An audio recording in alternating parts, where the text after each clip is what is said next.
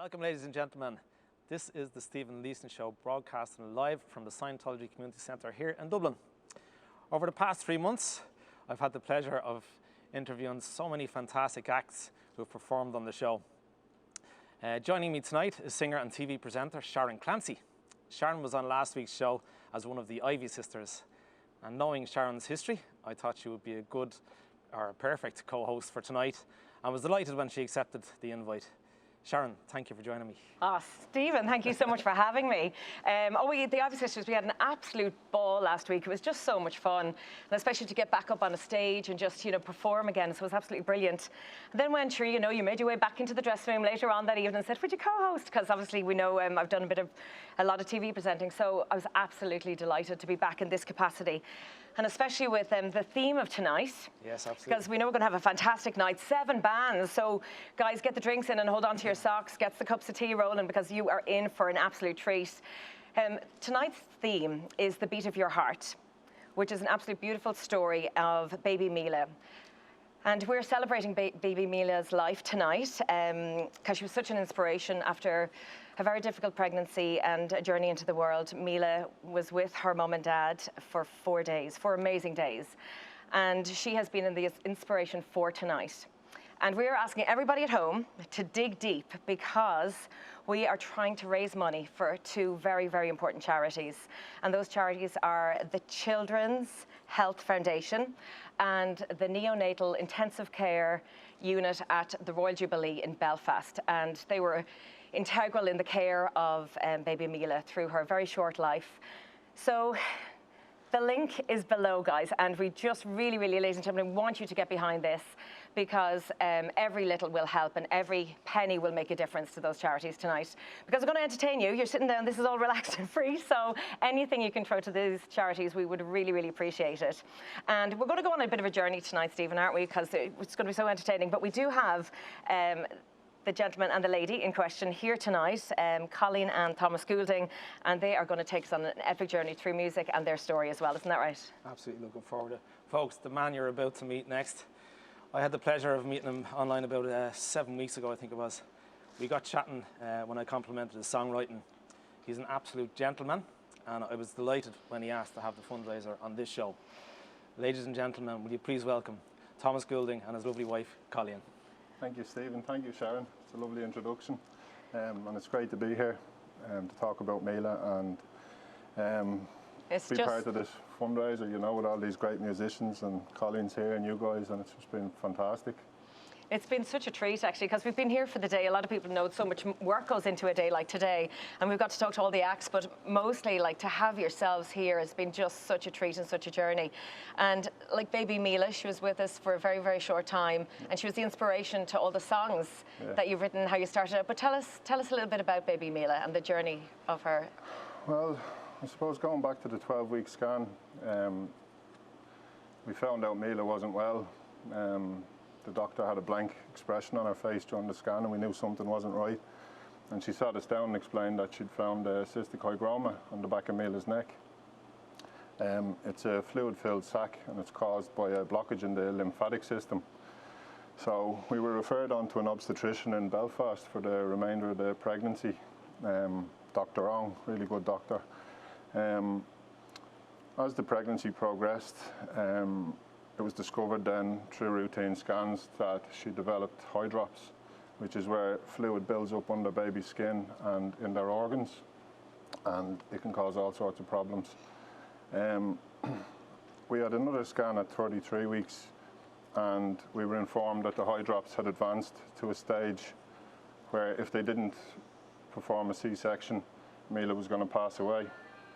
So Colleen was kept in, and with a team of 18 healthcare professionals in the room, she was delivered by C-section.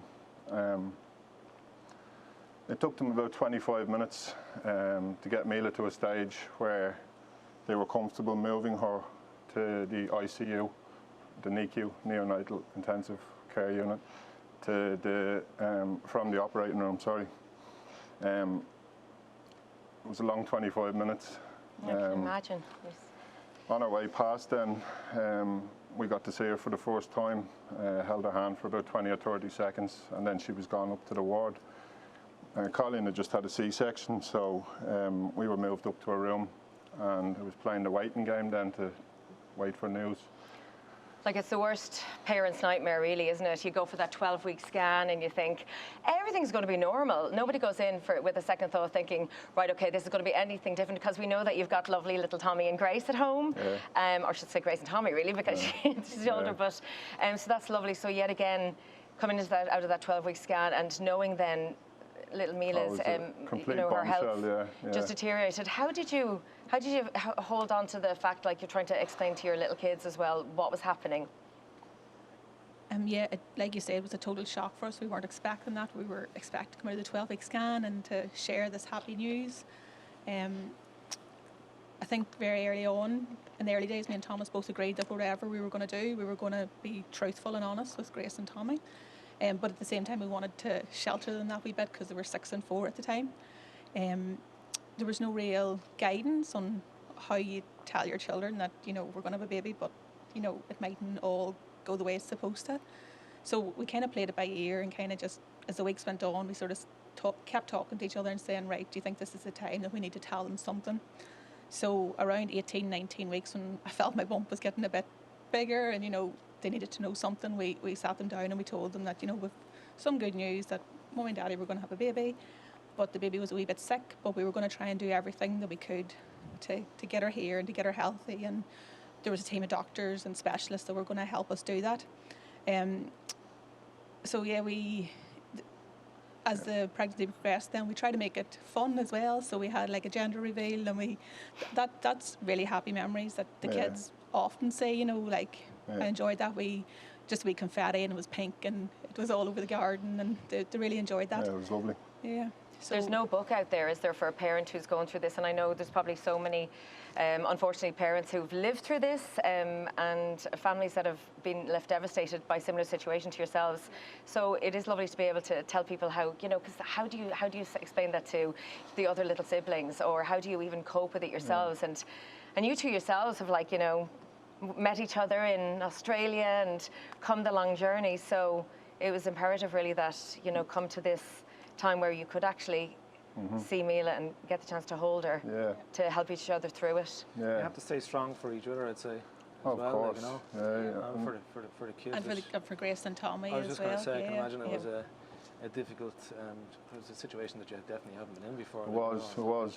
But I felt being open and honest with them, we felt from the start was the only way to go. And you try and shelter them from it as much as you can, but at the end of the day, there's you got to prepare them for the worst case scenario as well. You can't just promise them everything's going to be all right when you don't know yourself it will be. Now all through the pregnancy, we never once contemplated that it wouldn't be all right and she wouldn't make it.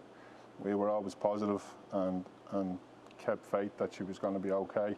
We never even discussed between us once, what if, she doesn't make it or this or that. There was never any of that conversation, So we tried to keep it together as best we could for each other and for the kids as well, But it was a magical time when, I even to use the word magical, because we were talking about it earlier on, that, how when it came to just, those last 4 days, the journey you had with her. Just tell us a little bit about that, because the kids were so involved as well, which was so beautiful.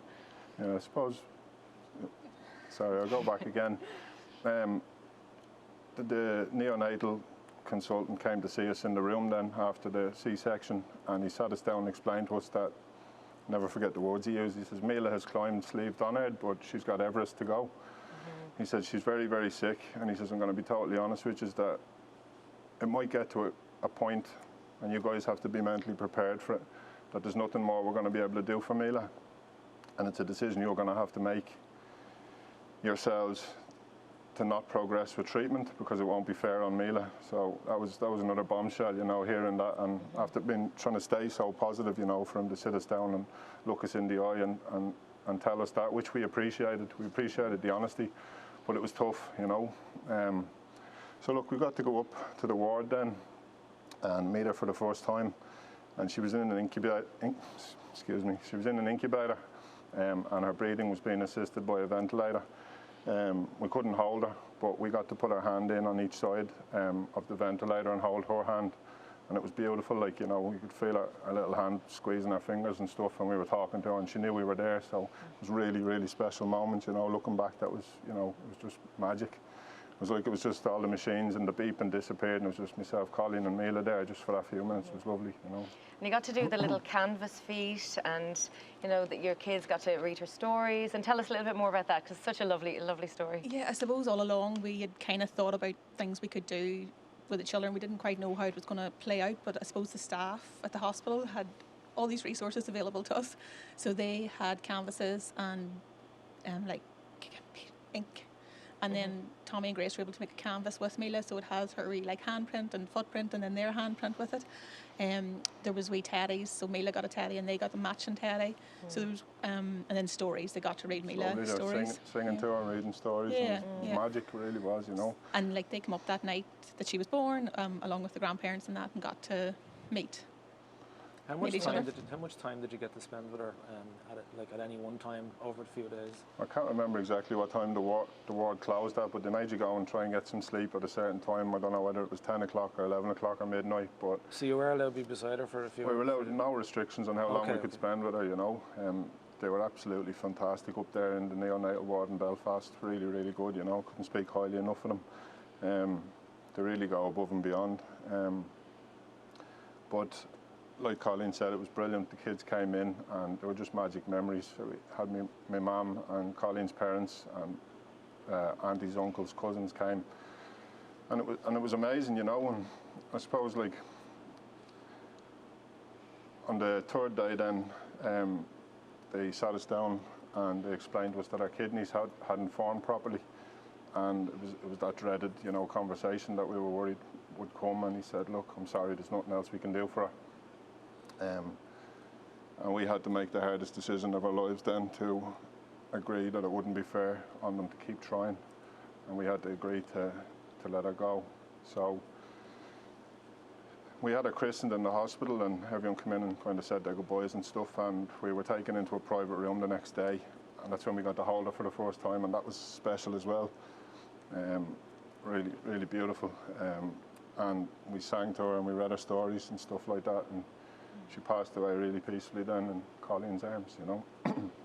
So it's as devastating and as heartbreaking your story is. So much inspiration came from this, because we're saying, like, you're such a beautiful couple and you're such a strong couple.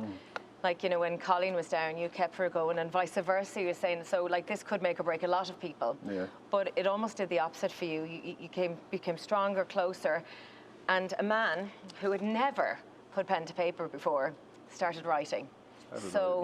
Tell us how you feel like baby Mila inspired that. Well, I don't know if it was through grief or where it came from, but I scribbled down a poem for her one day, and I was reading it back, you know, and it felt really good.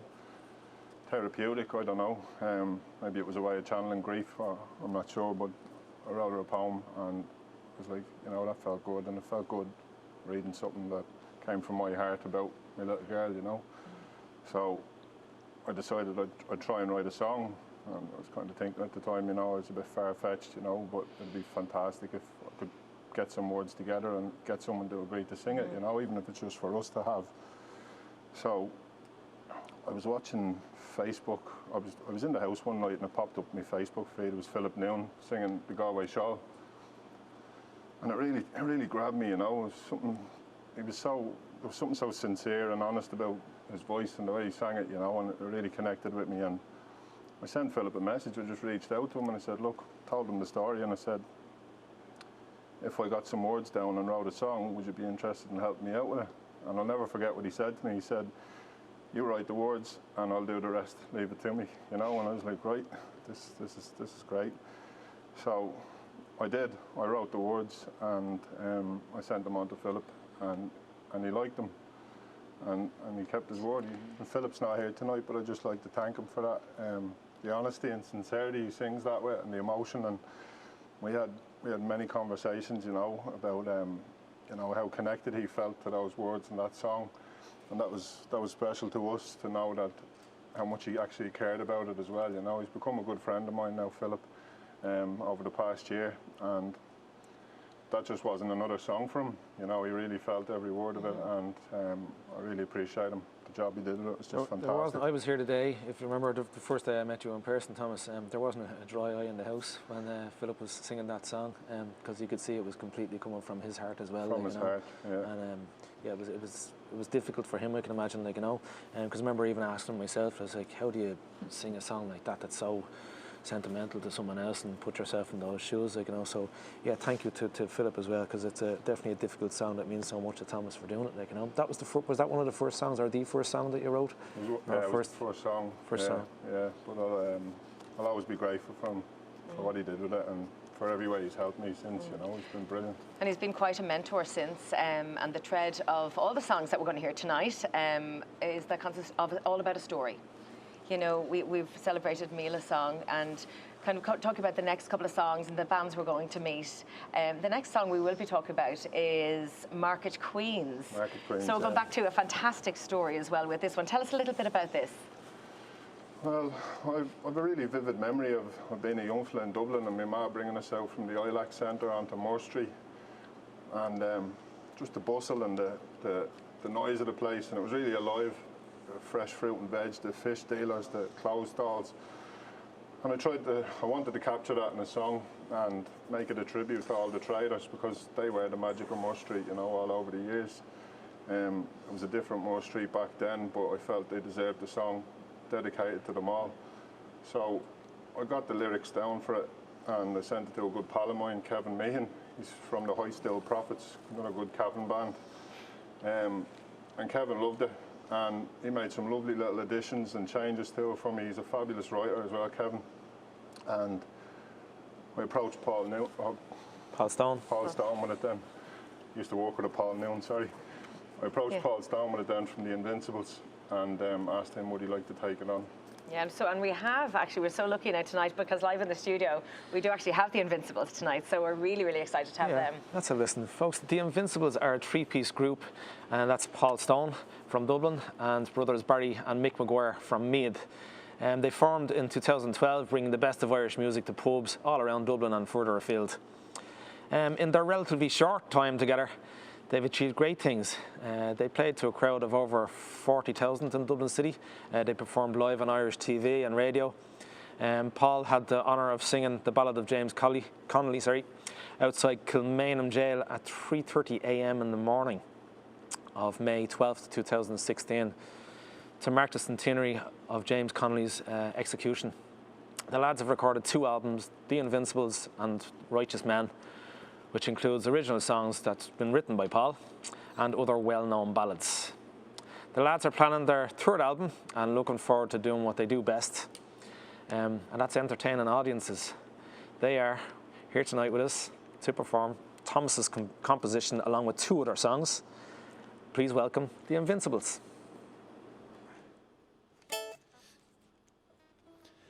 Good evening, folks. I want to start off with a great Dublin ballad called The Hot Asphalt.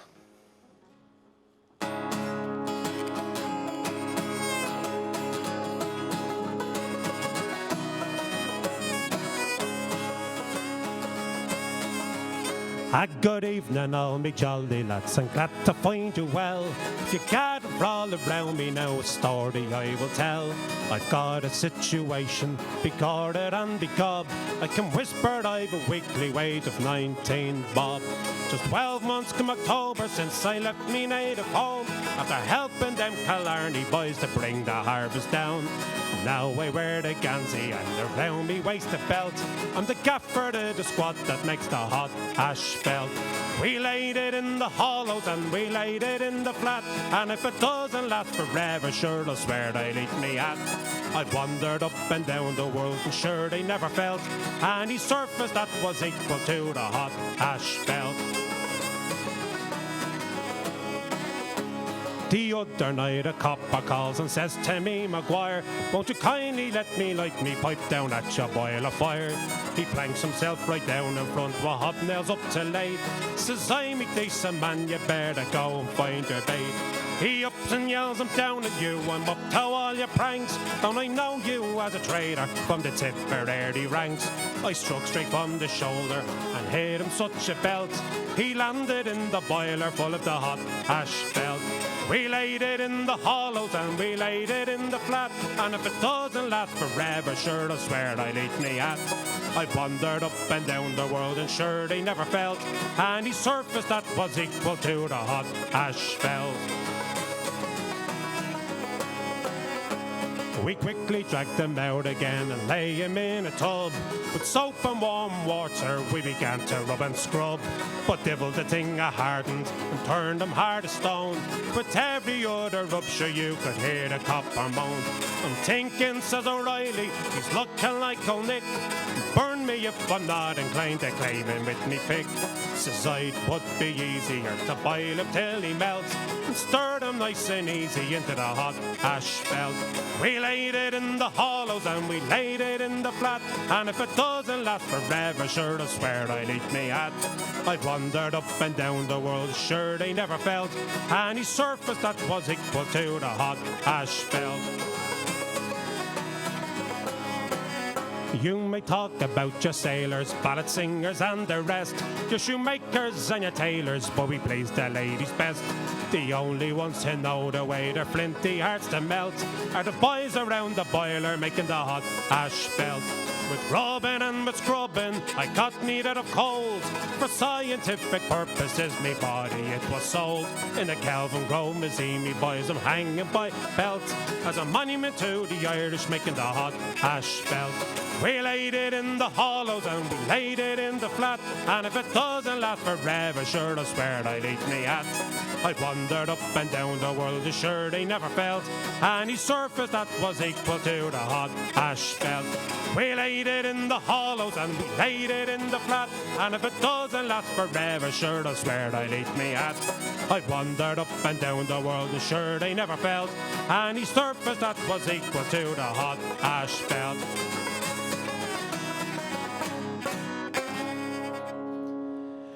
Thank you very much. A great Dubliners number there called the Hot Asphalts to get us underway, folks.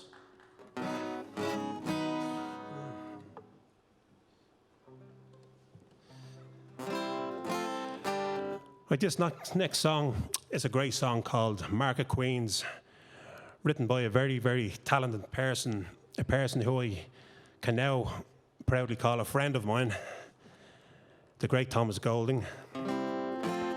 This is a song that remembers and commemorates all the traders from down Moore Street throughout the years. So this is a song to do them all justice. The heart and soul of Dublin. Great song called Market Queens.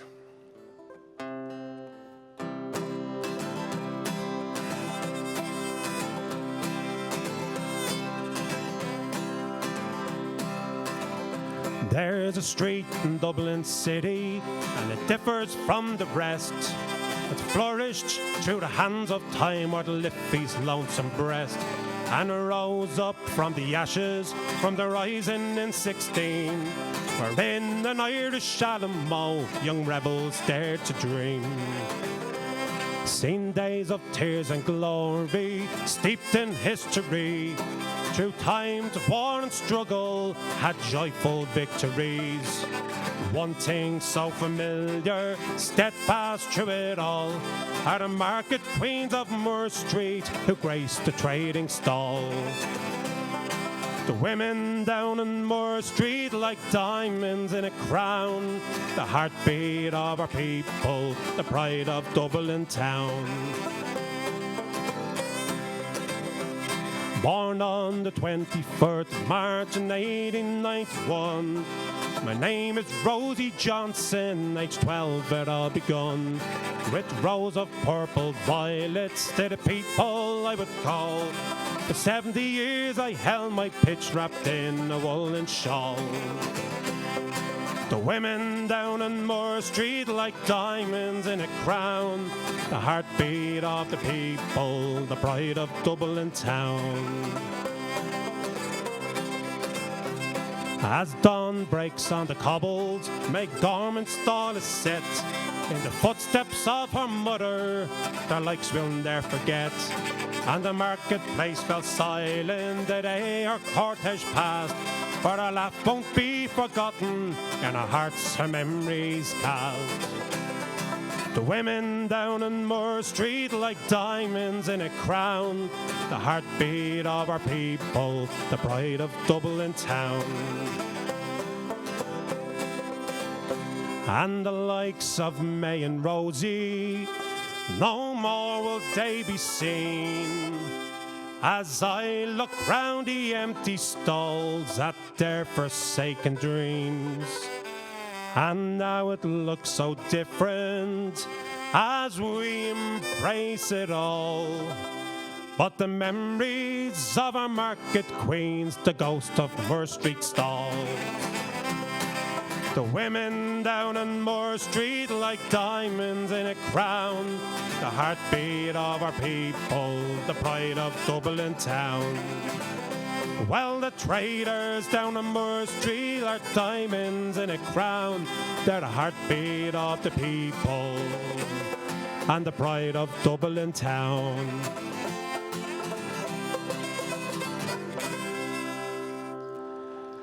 Thank you very much. A great song there from Thomas.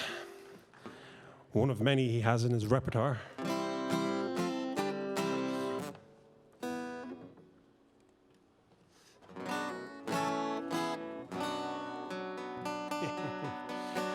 I have to say, folks, it's absolutely amazing to be up on a stage singing songs with people in front of you.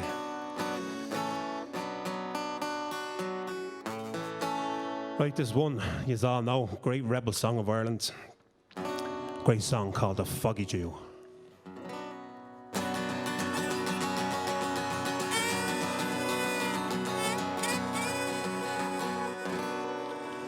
As down the glen one eastern morn to a city fair rode I, where armed lines of marching men in squadrons they passed me by. No fife did hum, no battle drum did sound its loud tattoo, but the Angelus bell o'er the Livy swell rang out in the foggy dew.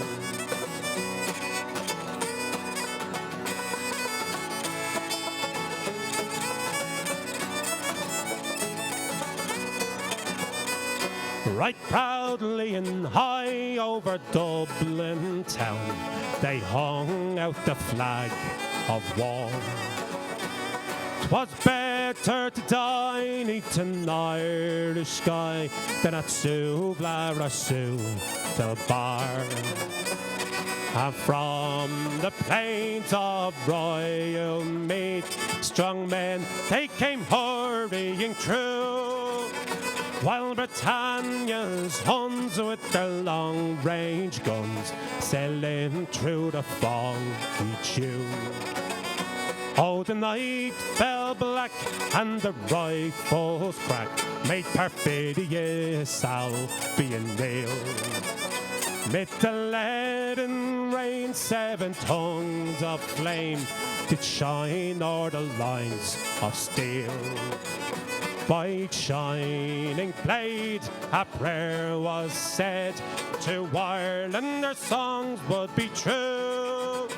And when morning broke, still the war flag shook out its folds in the foggy June.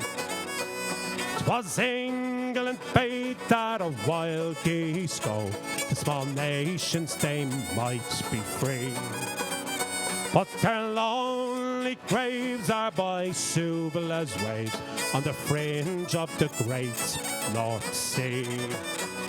Oh, have they died by Pierce's side or fought with Gaelic Brew? Oh, their names we will keep where the Fenians sleep, neath the shroud of the foggy June.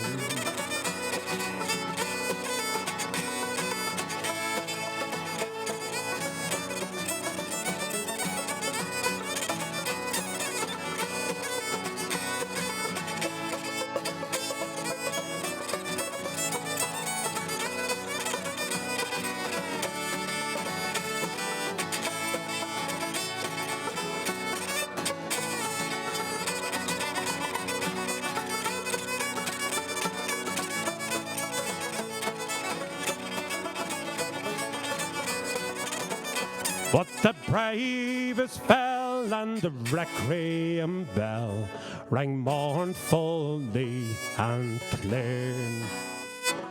For those who died on that Easter tide in the springtime of the year, while the world did gaze in deep amaze at those fearless men but true, oh, who bore the fight that freedom's light might shine through the foggy June.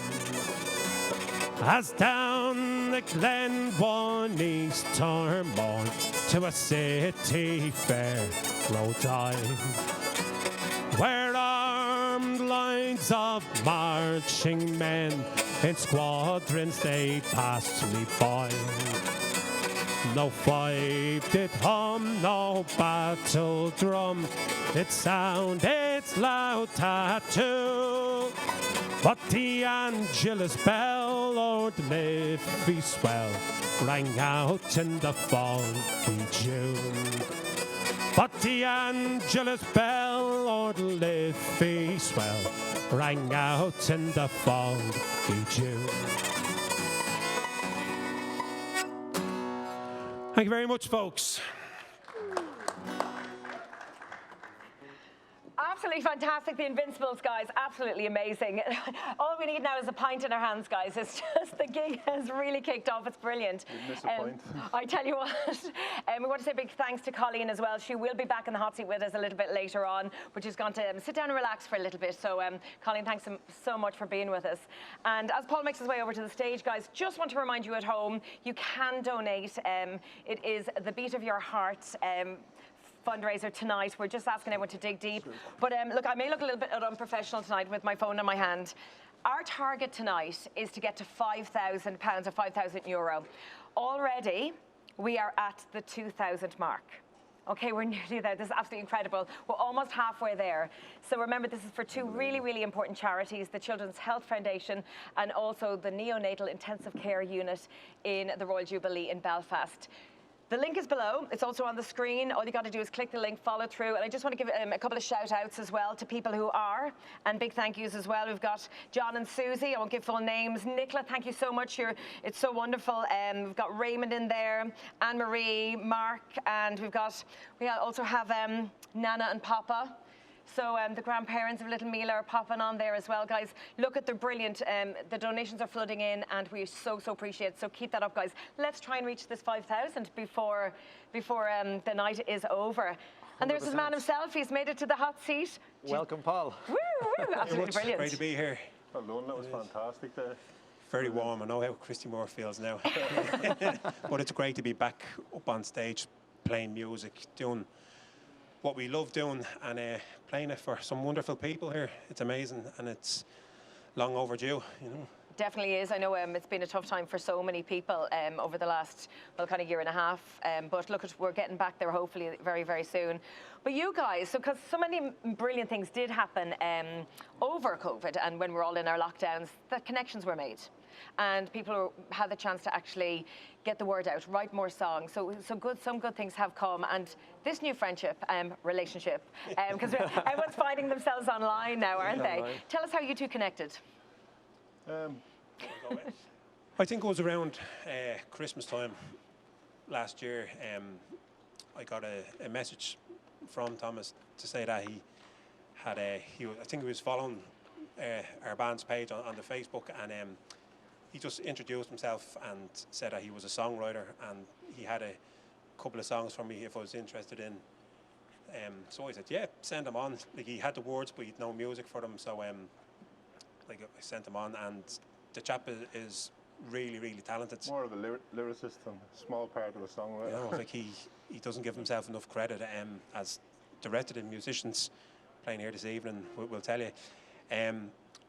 So he gave me a couple of songs, and the song that I did tonight was Market Queens. And all of us Dubliners will remember Moore Street. Well, when you're going into town, I come from Stony Batter, which is only a 10-minute walk from town, and on our way into town we would walk up Moore Street and you see all the traders there. So like, it's a part of Dublin, it's our history.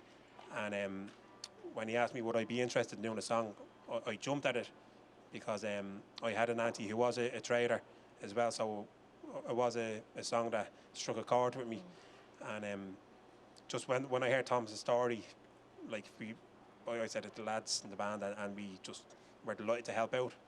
And Thomas, is that your first time hearing that song live then, or seeing it live, apart from the recordings that were put up? Like? After myself and Kevin passed it on to Paul, he put up a demo on Facebook, and it was well received, wasn't it? Yeah, I recorded it at home in my new studio, which is the sitting room, and I sent it on to Thomas on WhatsApp and goes, right, here's the song. What do you think? Loved it. And once he got back on and said he was happy with it, I said, right, you want us to put it up on Facebook and just see the reaction? And he said, go for it. And we put it up, and within a couple of hours, people started getting onto us, getting onto Thomas and getting onto myself, saying the ladies in the song are our grandparents, or loads of relations got onto us, our fellow traders. Is this a video you put together for the song, is it? Like, is that what you're saying? Or just all the people that are mentioned, is it? Yeah, just all the people that were mentioned there, grandchildren and relatives and past traders, you know, lovely messages and stories coming in about May and Rosie and different traders and photos, and it was magic, wasn't it, Paul? Yeah. Like, you know. And I know you're both really passionate about the history, because it went over the 20,000 views, this song, when it went out, didn't it? So it was like really exciting. That's amazing. You know, a great response. But what I thought was really amazing, and it seems to be a current flow all through your work, is that it is steeped in history. So that these were the market queens. They ran the market. They were the queens of the market, and it must have been such a draw to you then. Like, everyone who walked on Moore Street throughout the years would have known May and Rosie. Like, they were incredible characters, and that they ran the show down there. And the Queen Bees. That's it, and everyone knew them. You know, so they deserve to be remembered in song. All the traders were queens in their own right, you know. They were fantastic women. Jesus, hail, rain and snow out there, minding stalls, and, you know, they'd be in the markets early in the morning, and they'd be, you know, late at night on the street, you know, in all weather. And they were just fantastic women. They were real characters, and really were the heartbeat of the city, you know, the traders. Absolutely, fantastic. It's a real amazing way to honour them and their memory as well. And hopefully, I know it's kind of a dying trade, but there's a lot of people out there still trying to bring it back and keep it going. And I know yourself, Paul, you're very passionate about history, and you know, keeping the flag flying and trying to songs of history. Yes, exactly. Can I ask you a little bit about the 3:30 a.m.? Was it 3:30 a.m. in Kilmainham Jail you were singing? It was during the centenary of the Rising back in 2016, and there was a commemoration outside Kilmainham Jail on the morning of the anniversary of every execution, and on the morning of May the 12th, that would have been the morning that James Connolly and Sean McDermott were executed back in 1916. So a chap got in touch with me and asked me would I be interested in singing James Connolly, and like, I grew up listening to ballads, all the brilliant ballad singers out there, and for somebody to ask me, he was only wet behind the ears, if you like, in this trade, to go and sing it. So there was at 3:30 in the morning. There was about 400 people there. Like, a big crowd had to come down from Leitrim to remember Sean McDermott, because that's where he's from. and to be up on a little platform and to recite the poem, and then go into the ballad. Like, we didn't use any music, I just sang it on my own, and like with the walls of Kilmainham right behind me and the Stonebreakers Yard where the leaders were executed was like within meters of me, and the chill that went up a proud moment, I'd imagine, for back yourself. when I got to sing, and it's a moment that will stick with me forever. You know. I'm getting a chill just listening to that. Yeah. So that got, like, I got comments from all around the world saying well done and fair play to you for doing something like that. Like, it's amazing. No matter what else I do in with my music career, like that's something that will stay with me forever. You know. Real honour.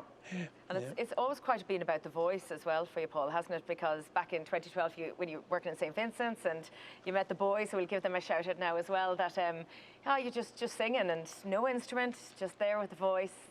Like, I was always singing. I grew up, as I said, in a family that nobody played music, but there was always sing songs on our family parties and whatever, so I grew up with it. And then I met Barry when Barry joined St. Vincent's Hospital where I work, and after a while we got talking about the music, and we just said, how about pushing this a bit further, and during breaks and that we used to sing a few songs, or because I couldn't play the guitar, and probably still can't if you ask Barry. Yeah. But still practicing. Well, it sounded good. Like he'd be saying sing a few songs and work out the keys of the songs, and it just took off from there. And then Mick, his brother on the banjo, came on board, and so that was all in and around 2012, 2013, and it just took off. And was this the birth of the Invincibles? It was, Yeah. and like it's something we love doing passionately. You know, like you can't be being up on stage and lashing out the tunes and the crowd joining in, singing back. Like it's an unreal feeling. Bring live music back. Absolutely. Bring the music back. Bring it back. Hashtag Left in the Dark. Yes. Come on. I know we're all waiting for that. So what is next for you then? What's the plan? Well, the plan is the powers that be to open up pubs and get us back. You know, like they can't keep pubs shut forever. Like they can't keep musicians on the long finger. Like, we're lucky we have a day job and then we do the music at night. But I have many friends who are full-time musicians and are struggling badly. So, and can we look forward to some more collaborations with yourself and Thomas? Do you think that's on the cards? Absolutely. Yeah.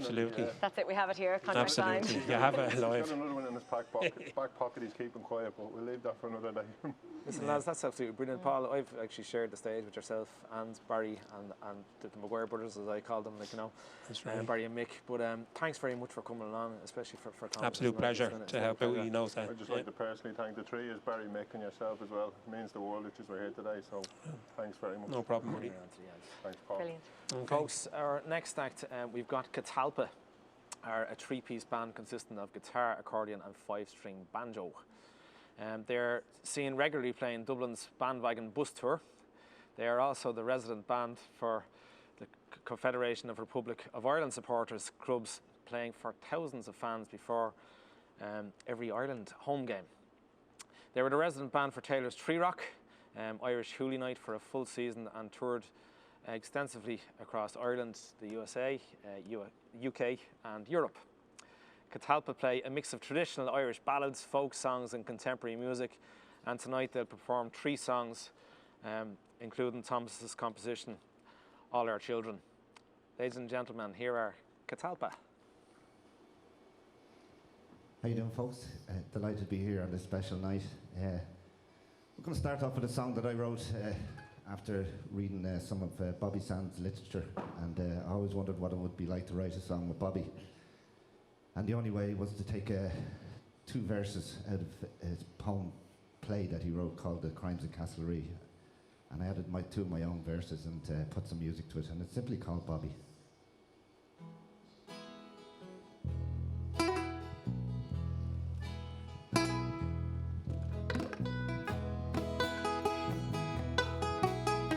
Scratch my name upon the white wall of awful shaky, nervous growl. Bobby Sands was here I wrote, wanted to leave this world a note. I was sane and not to blame. These were my words to testify. Should this be the last place that I lie? Should it be in this H block that I die? All things come to pass as one. Hope could never die. There is no height nor bloody might. Free man can't defy. And there is no source of foreign force that can break one man who knows his free will. Nothing can kill. From that freedom grows. So I scratched my name upon the whitened wall. Awful shaky, nervous scrawl. Bobby Sands was here I wrote. Wanted to leave this world a note. I was sane and not to blame. These were my words to testify. Should this be the last place that I lie? Should it be in this H block that I die? All the time my weakened wrists held in place with their iron fists to break me and end my cause. I fight against their unjust laws with the last ounce of my strength. This message to my jailers sent. I will fight those still intent to keep my land enslaved. So I scratched my name upon the whitened wall. Awful shaky, nervous scrawl. Bobby Sands was here I wrote. Want to leave this world a note. I was sane and not to blame. These were my words to testify. Should this be the last place that I lie? Should it be in this H block that I die? I prepare for final sleep. Pray to God my soul he'll keep. Those I have had so dear shall forever with me be. And my final hours in this dark cell, to my comrades I now bid farewell. Hope our pain was not in vain. We shall overcome. So I scratch my name upon the whitened wall. Awful shaky, nervous scrawl. Bobby Sands was here I wrote. Want to leave this world a note. I was sane and not to blame. These were my words to testify. Should this be the last place that I lie? Should it be in this H block that I die? Should it be in this H block that I die?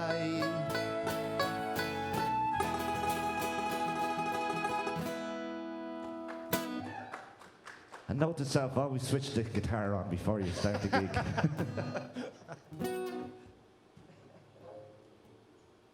It helps.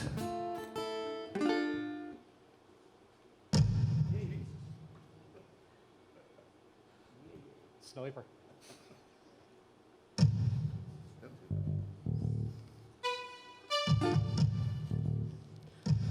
Okay, our next song, our second song, is a song we wrote just over 3 years ago, about 3.5 years ago. And we had just finished a gig in City West, and we met a lad from Loughlin Island, County Down. And as we all know, around about this time, 27 years ago, during the World Cup in 1994, when Ireland were beating Italy in Giant Stadium, up the road in a small pub called The Heights, in Loughlin Island, County Down. 6 gentlemen watching the match were murdered by UVF gunmen. And we got just the idea to write a song in their memory. And we called it No Stone Unturned, after the wonderful, powerful movie about those horrible, horrible killings 27 years ago. So for the families of Loughlin Island and for all victims of collusion, this is No Stone Unturned.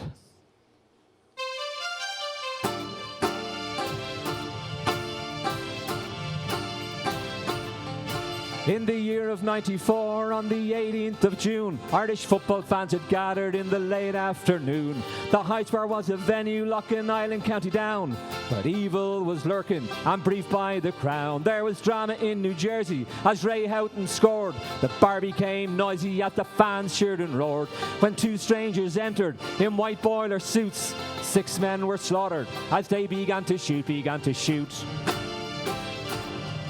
British forces colluded to keep on the fight, to fan the flames of hate between the orange, green and white. When all sides for justice, for truth they still yearn, where is your promise to leave no stone unturned, no stone unturned, no stone unturned? The families fought for justice from an ombudsman's pen. The suspects were known to be UVF men. Ombudsman declared no collusion exists, but a High Court ruled the report be dismissed. The Maguire report followed, said collusion was rife. They lied to cover those who took innocent lives. When a gunman admitted that he had done the deed, he was arrested and questioned and shamefully freed. British forces colluded to keep on the fight, to fan the flames of hate between the orange, green and white. When all sides for justice, for truth they still yearn, where is your promise to leave no stone unturned, no stone unturned, no stone unturned? Danny McCraner, Barney Green, and Adrian Rogan. Eamon Burnall murdered by a system that was broken. Malcolm Jenkinson, along with Patsy O'Hare, will finally find rest when the truth is laid bare. We remember these men who were lost in the heights. God bless their families who still fight for their rights. This collusion began under Margaret Thatcher's reign. The people of Ulster were the ones who bore the pain, British forces colluded to keep on the fight, to fan the flames of hate between the orange, green and white. When all sides for justice, for truth they still yearn, where is your promise to leave no stone unturned, no stone unturned, no stone unturned? The Eagle Bar in Clancy's in the county of Armagh. Dublin Monaghan bombings that left an open scar. Miami Show banned Annie's Bar and McGurk's Glenanne gang were samples of collusion's work. They said that Pat Finucane was in the IRA, so they sent in the assassins to take his life away. The Hyde Spark killers, to everyone are known. Lethal allies existed and their actions were condoned. They were condoned. British forces colluded to keep on the fight, to fan the flames of hate between the orange, green and white. When all sides for justice, for truth they still yearn, where is your promise to leave no stone unturned, no stone unturned, no stone unturned? No stone unturned, no stone unturned, no stone unturned, no stone unturned.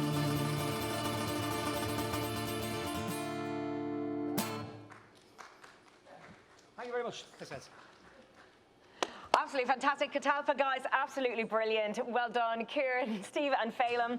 We might have another look at that song in a little while. We're going to double check that, but absolutely amazing. We want to thank you as all, everyone who's watching. This is live. We're on the Steve Leeson Show tonight. Thanks for so much to everybody who's donating to the Beat of Your Heart fundraiser as well for us tonight. Thank you so much. Keep them coming in. We're past the halfway mark. It's our dream to get it to the 5,000 mark tonight, so keep the donations coming in, and it's running along the bottom of your screen there. Just click on the link and away you go. And keep the comments coming in. It's lovely to hear from everyone tonight. Apparently, all our audience were absolutely, oh, I love this band. We're all swaying along here. Well, Kieran, they're absolutely loving you at home as well. That's good to hear, yeah. Apart from the little gremlins at the end. I just want to keep Thomas on his toes, you know, to make sure that he was I know my own the lyrics. song, yeah, to make sure. Just checking you, absolutely. Did I pass? You did well, yeah. It's a live show, as people can see, and it's unfortunate there was a bit of a technical difficulty there.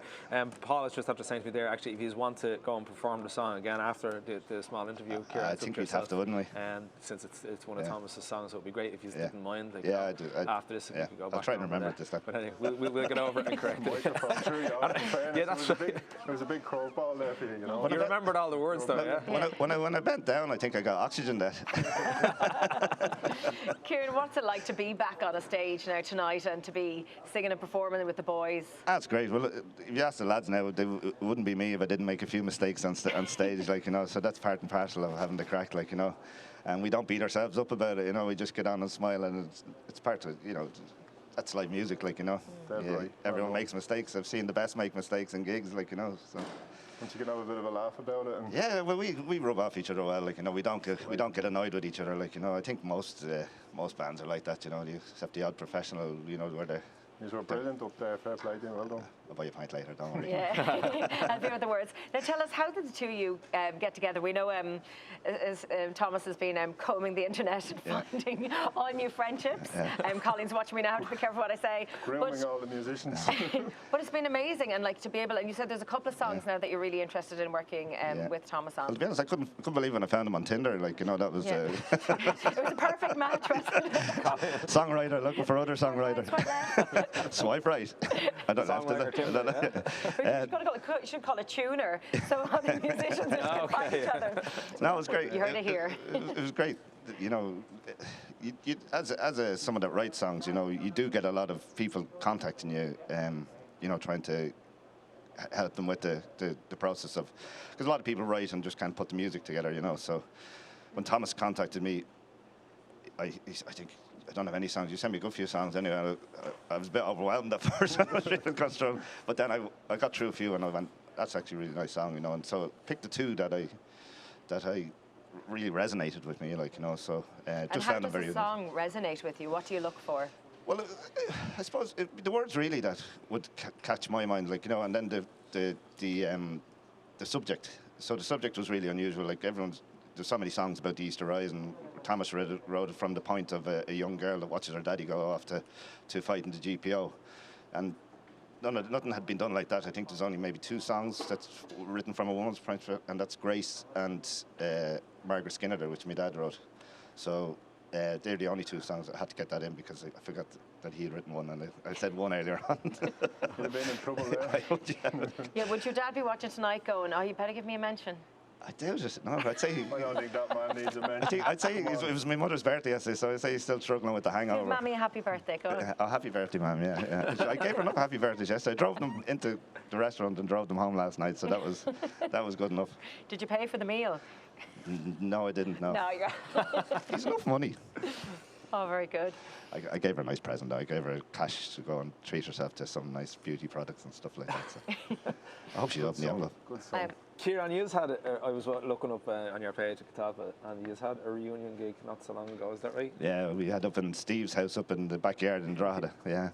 That was great to get back together, you know, and so much so that it was a beautiful evening, which always helps when you're playing out in the back garden. And there was plenty of neighbours around, and we were just having the crack, and couldn't believe it when it started getting dark, and I was going, this is the middle of summer now, we're dark, so it's late. So by the time we finished, it was pitch dark. So it was 3.5 hours later. I look back on the thing that we were playing for, and just didn't feel like it. We were just having the crack, and just great to be playing music because like yourself and all other musicians would be doing gigs online, which there's no fun in it. You're looking at a laptop and you're going, you know. So it was great to be actually, and all the neighbours around were clapping and sending requests, and it was. So you had your audience there. Yeah, it was great. Yeah, it was something different, but it was great to be back. But the next day was the down where you're going, oh God, when am I going to play music next? Like, you know, so. But here I am, back here, for a great night and a great cause for Thomas. And music does travel, though, with you as well, doesn't it? Because you like to take scenic routes with the bus. Tell us a little bit about this. That's what I was going to ask, the actually. musical bus. It sounds fantastic. Believe it or not, I had the great luck of starting it just as the pandemic hit. It was the weekend of the Italy rugby match, when the rugby match was cancelled, that we set the bandwagon rolling as such. And it's a musical bus that is set out like a pub. The interior's all done up with in a pub sort of team, and the musicians sit up the front. We're looking at the crowd, and it's got a full gig rig in it. And as we start in Westmoreland Street, drive up O'Connell Street and back down around by the Garden of Remembrance. And as we're doing, you know, we'd start off with Molly Malone just to get everyone into the humour singing. Then we'd go into maybe the Wild Rover or something like that. And then as we get down towards the GPO, we do the Dying Rebel or something like that. You know, so we try not to keep it the same all the time, because it just if other people have requests, a lot of people would have requests, but what we do reserve is when we go to Kilmainham Jail that we sing Grace. That has to be there, like, you know. And it's amazing when we first got back after the first lockdown, we put the bus back on the street, and we just went around with just us singing in it, and the fun it brought to the city. Like, you could see everyone dancing at traffic lights and smiling, and just put smile back on the city. Like, you know, it was brilliant crack. And when you're sitting upstairs, you're nearly like a celebrity, because you're looking down at the crowd, and the crowd are looking up, because you can hear the bus. Like, it's fairly loud. Like, you know, because it's well, we've got over 2,000 kilowatts of a rig on it. Like, you know, upstairs. You know, so it's fairly loud. And it actually, the lift music can give to people. Like, you know, it actually got on the news one time. They were outside Leinster House, and they were saying, and only necessary travel should be, you know, you should only be doing necessary travel. And just as she said that, the bus rolled past. Where Steve was singing, "Take Her Up the Mountain." It just goes to show how necessary the arts are. It's necessary travel. Yeah, this is one of the big things. We're trying to get like live music back, and for sure, not like even the feeling being here tonight, and actually, you know, just being immersed in the talent as well here tonight. It's just brilliant. Yeah. It's great. Like some of the bands playing here tonight, just amazing. I know all of them from watching online, as everyone does, you know. And you've got that time to see other bands, and, you know, and appreciate the music that's out there and the talent that's out there within Ireland. Like, you know, it's just amazing. Yeah. So what's next for Catalpa? Oh well, we've including the two songs that Thomas wrote or gave us. We've our own songs, another album of our own songs to come out. The problem with releasing an album of your own songs, we released our first album, which was for the 2016 100th anniversary. We did all our own songs and found that people are looking at the CD going, I don't know that song, don't know. So we tended to not put a full CD of our own songs, so we'll throw in a few of the usual suspects, you know, that other people have done. And so we're looking forward to doing that, and hopefully we'll be playing in Glasgow in October. Sharon's a fantastic songwriter. He'd never admit this, or, you know, big himself up, but he's got some fantastic songs. The Great Revival is a song about Belfast, and it's just lyrically, it's a masterpiece. That's one for the album. And I wrote a song about Glasgow. And, that's the one thing lockdown's been good for, is that you've got to be creative, like, you know. I think a lot of people have found different ways to be creative through lockdown, but you know, you've been on the scene for quite a while and come from a really musical family. Like, would there be any advice that you would give, like the likes of Stephen, who's just up and coming? And we have a couple of young gentlemen on the show tonight who are like just coming out and starting out and bringing themselves forward, and maybe young musicians who are looking tonight, getting into folk. And you know, what advice would you say? Just go for it, or? Oh, definitely go. Like, I got to music quite late, believe it or not. Even though my family would be quite musical, I think I sort of rebelled against the whole music thing. And it was only when I went to college and I seen the lads playing guitar were getting the women, I was like, there's something to this music, you know, might give it a shot. So I picked up a guitar and started to play it, but I was very shy. I was actually quite shy and not very confident as a singer. So when we first started as a band, I wouldn't sing at all. Like, I took a back seat to singing completely, like, you know. But then the lead singer, that was Phil King at the time, he left, and I sort of had to take over singing. There was no one else. So. And you've got a gig coming up in Finbar's GAA.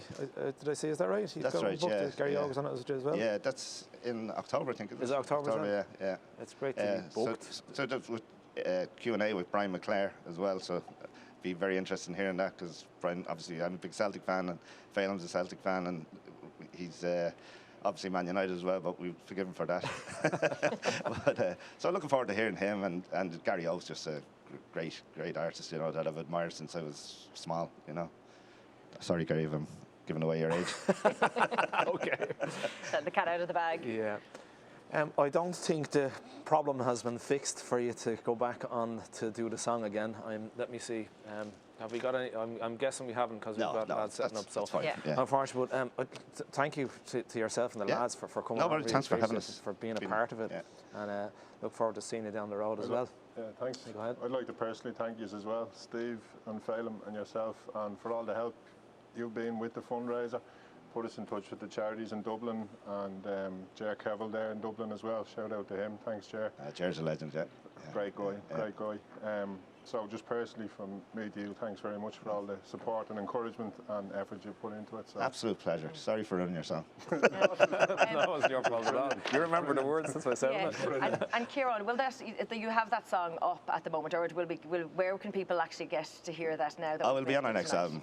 Yeah. On the next album. Yeah, definitely, yeah. Brilliant. So guys, this is, if any excuse now, Catalpa, of possibly, you know, gremlins in the system, so you're going to have to buy the album now. You're going to have to buy the album to hear this song properly. To hear it right. Oh, Kieran, it's been an absolute treat talking to you. Thank you so very, very much. Brilliant. Thank you. Thanks again, Kieran. Hang around. Folks, next we have Gaelic Brew. They're a modern Irish band who have put their own stamp on some of the best well-known Irish folk songs ever written. Fusing traditional Irish music and trad with popular rock, the multi-instrumentalist group create a unique sound and bring Irish music to the 21st century. Based in County Cork, the band has played in pubs, clubs, weddings, festivals all across Ireland. Their international scene includes London, Edinburgh, Liverpool, Florida, USA. Venues include the Balvar Holla, I hope I'm pronouncing that right, festival in Germany, the Rira Irish Bar in Las Vegas, I've been there myself, great place, and the Ohio Celtic Festival in Cleveland, Ohio. Great festival out there, I've done that myself as well. Their debut album, Away From Home, featured Irish folk legend George Fury, if you're a fan of the Furies. Their second album, Live in the USA, was recorded live during the 2017 Florida tour. This band has gone from strength to strength, increasing their fan base at home and abroad. Although they cannot be with us tonight, they came in last week to record songs in support of tonight's fundraiser. Their first song is entitled Swan Song and was co-written by Thomas. So join me now for a drop of Gaelic Brew.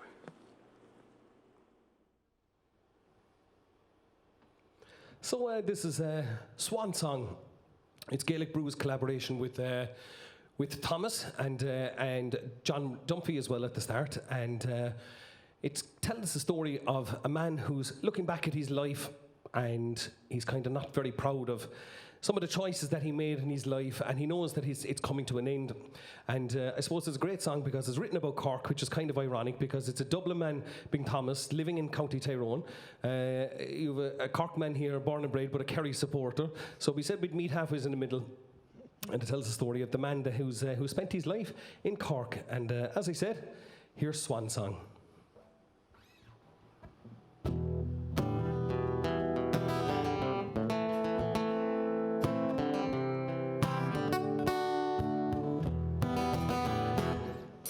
He pours another whiskey now from a hazy roll of my sink.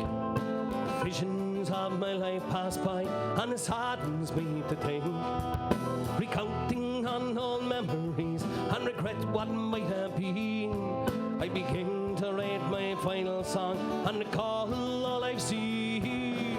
Drunken songs of music, memories of the past. Now this swan song is my last.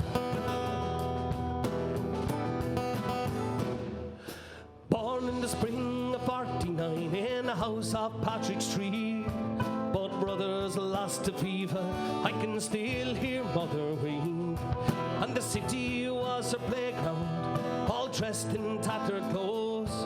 undaunted by the hero, down where the Leashy flows. Drunken songs of music, memories of the past, and now this swan song is my last. Now Alice was my sweetheart, from our school days we did court. A time of youthful innocence, holding hands down by the board. But my life it took a fateful turn when she walked out the door. For I choose the bottle over love, like me father years before. Drunken songs and music, memories of the past, and now this one song is my last. Now I've watched the city prosper, seen her grow down all the years, but lament the time I've wasted, empty bottles filled with tears. I frequent the bars from dusk till dawn, held the quitter and my pie, with the neon lights, my only friends, shining stars in the night. Drunken songs and music, memories of the past, now this one song is my last.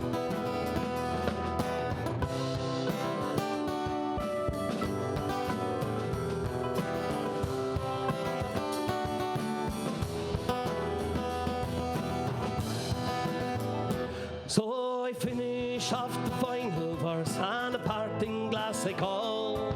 I softly close my notebook, no more tales I can recall. And my mind begins to wander, or will they mourn me when I'm gone?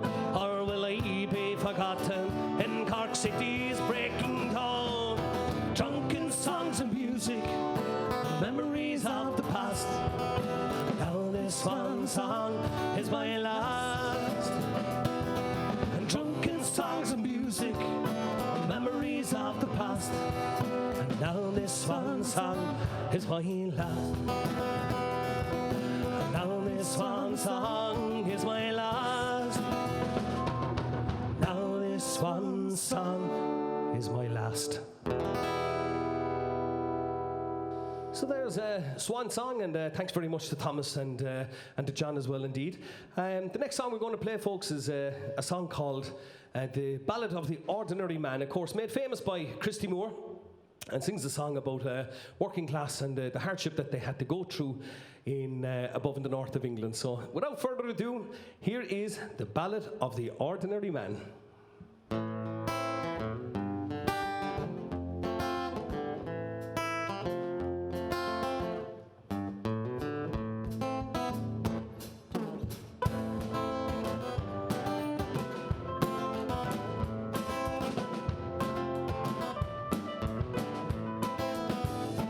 I'm an ordinary man, nothing special, nothing grand. I have to work for everything I own. I never asked for a lot, sure I was happy with what I got, enough to keep my family and my home. Now they say that times are hard, and they've handed me my cards, and they say there's not the work to go around. When the whistle blows, well, these gates will finally close. Tonight they're gonna shut this factory down, and they tear it down, and they tear it down. I never missed a day, no one on strike for better pay.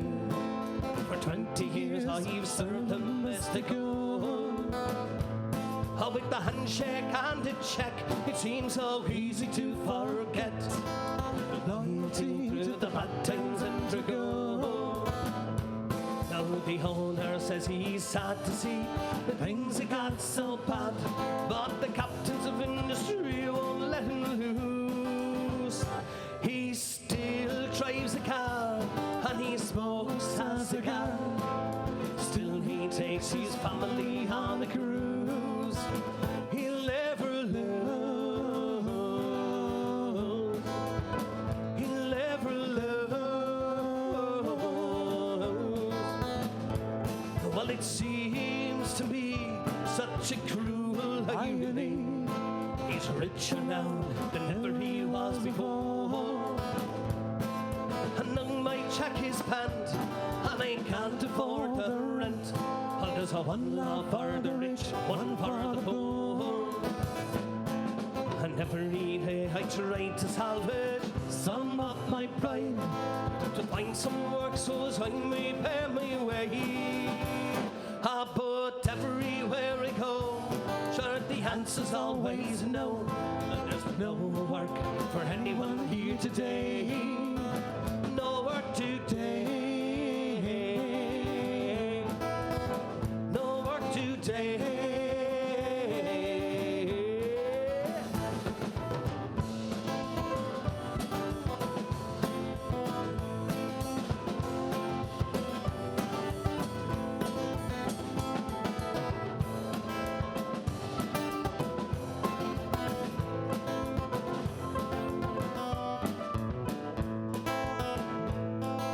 Soaking and I stand, just an ordinary man, and like thousands beside me on the queue.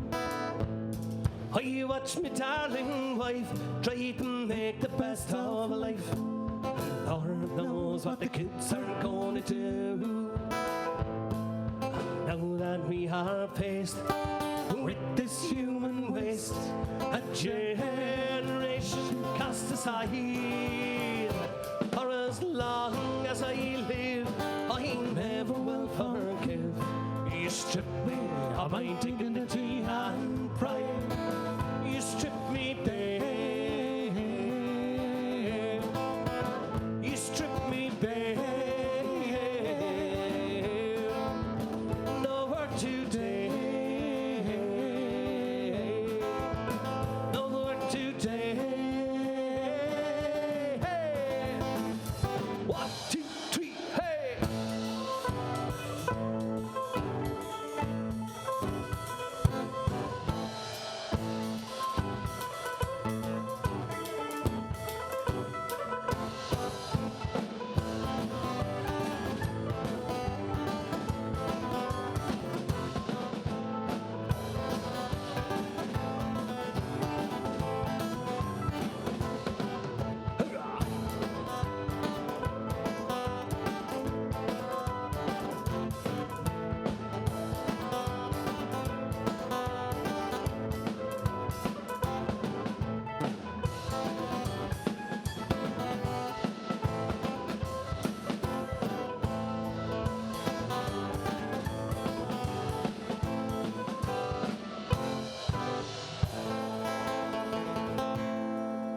Ballad of the Ordinary Man with a little tune at the end of it there for you.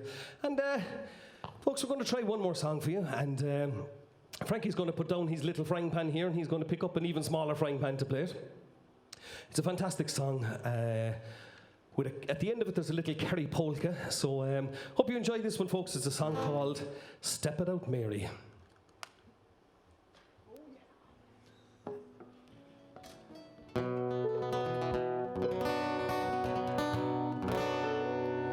Step it out, Mary, my fine daughter. Step it out, Mary, if you can. Step it out, Mary, my fine daughter. Show your legs to the countryman. In the village of Kilgowrie, there's a maiden young and fair. Her eyes, they shone like diamond. She has long and golden hair. A countryman came a riding up to her father's gate, on the milk-white stallion, and came at the strike of 8. So step it out, Mary, my fine daughter. Step it out, Mary, if you can. Step it out, Mary, my fine daughter. Show your legs to the countryman. I've come to court your daughter, Mary of the golden hair.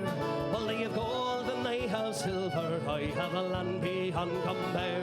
I'll buy her silk and satins and the gold ring for her hand. She should have a big white mansion and have servants to command. So step it out, Mary, my fine daughter. Step it out, Mary, if you can. Step it out, Mary, my fine daughter. Show your legs to the countryman. I don't want your gold I don't want your house and land. I'm in love with a soldier laddie, and I promised him my hand. But Mary's father spoke up sharply, well, you'll do as I command. You'll get married on that Sunday, and you'll wear his wedding band. So step it out, Mary, my fine daughter. Step it out, Mary, if you can. Step it out, Mary, my fine daughter. Show your legs to the country man.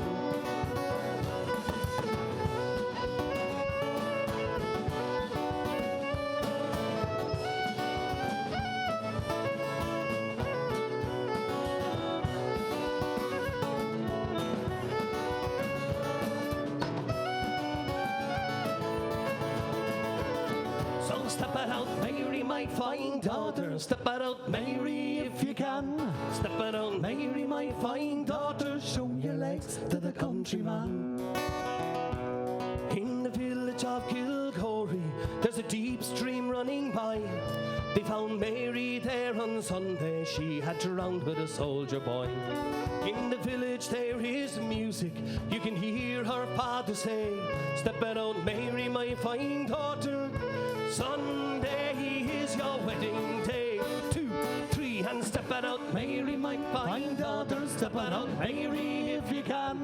Step it out, Mary, my fine daughter. Show your legs to the countryman. So step it out, Mary, my fine daughter. Step it out, Mary, if you can. Step it out, Mary, my fine daughter. Show your legs to the country.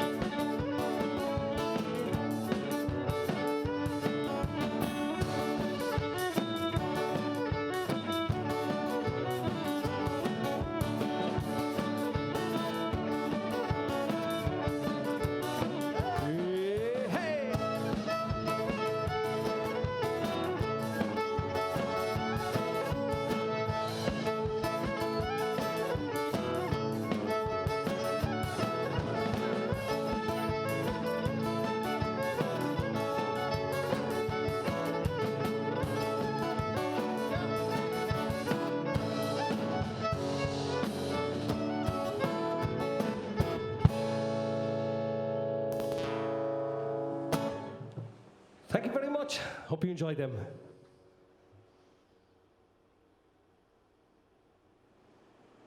And a massive thank you there to Gaelic Brew. It's the Evans, 2 Evans. We've got Evan, Frank, and Evan. Absolutely brilliant guys that came in and pre-recorded that. Absolutely fantastic set there. So, so good. And we've been talking to Thomas Goulding again on the swan song on that. So we're really looking forward to this one.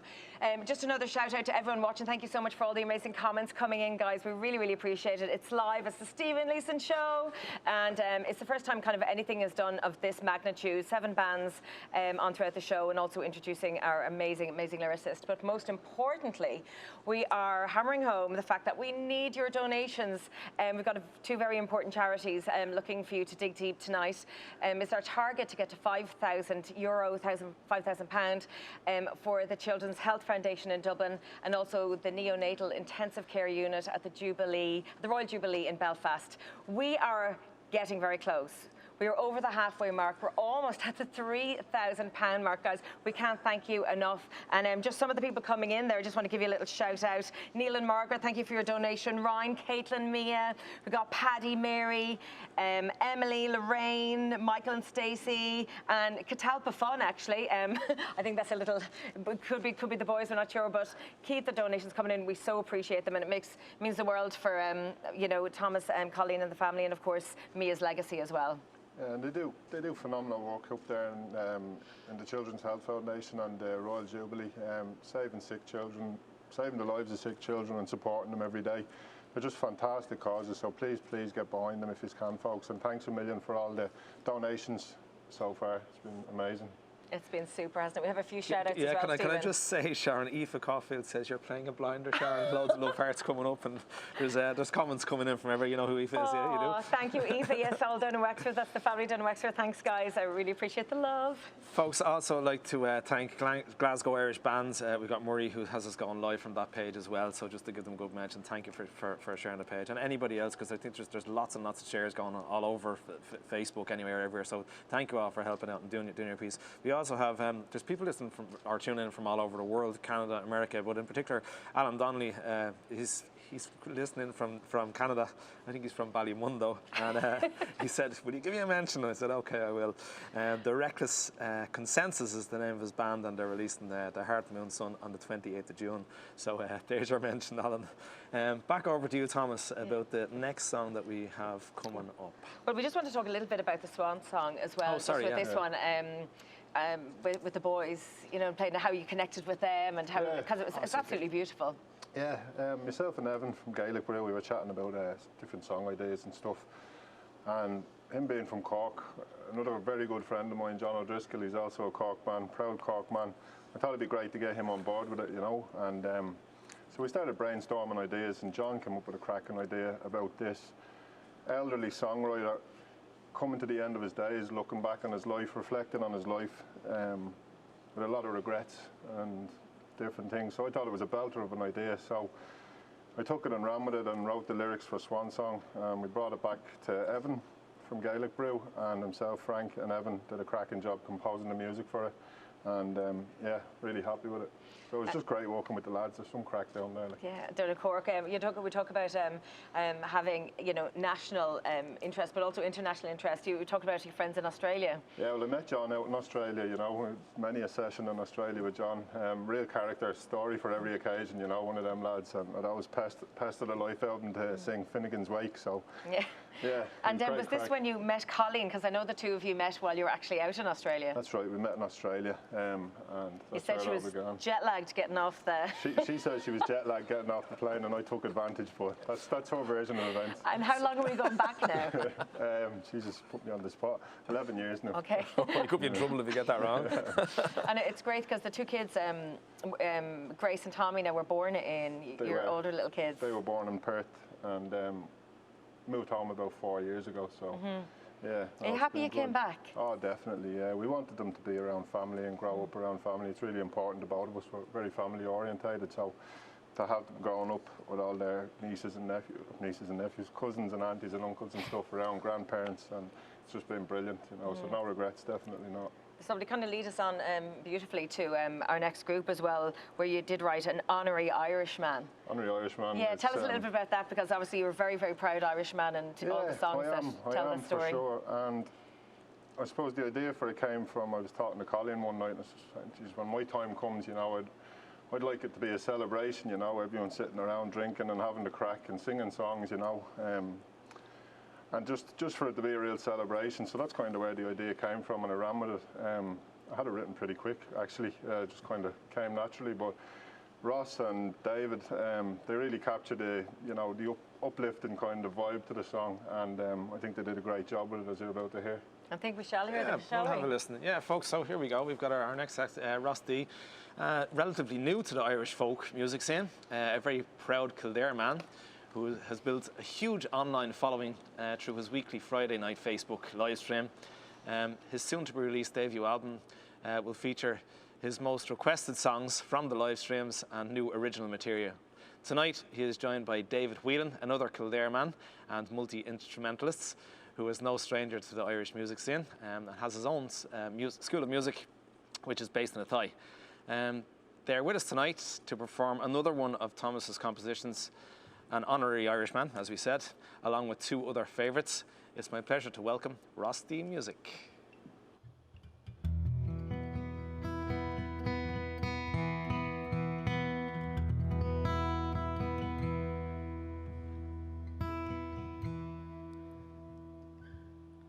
When the time has come to say goodbye and you're all gathered round, wrap me up in me old tricolour as I'm lowered to the ground. there be no tears of sorrow as you celebrate my life.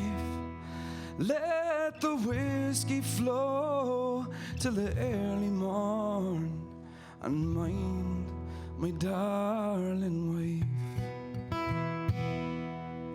But I gave to you the best of me when I answered Ireland's call.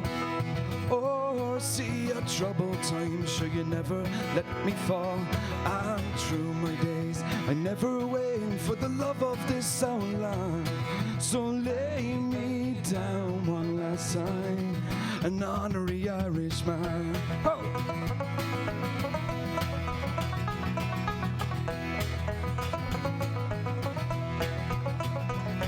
I strolled the cliffs of Moher on a pleasant summer's day.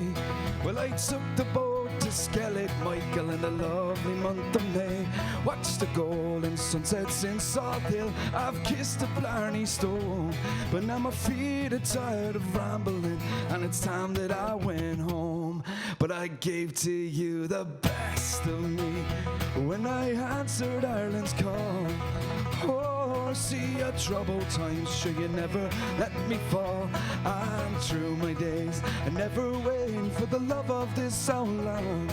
So lay me down one last time, an honorary Irishman. Oh!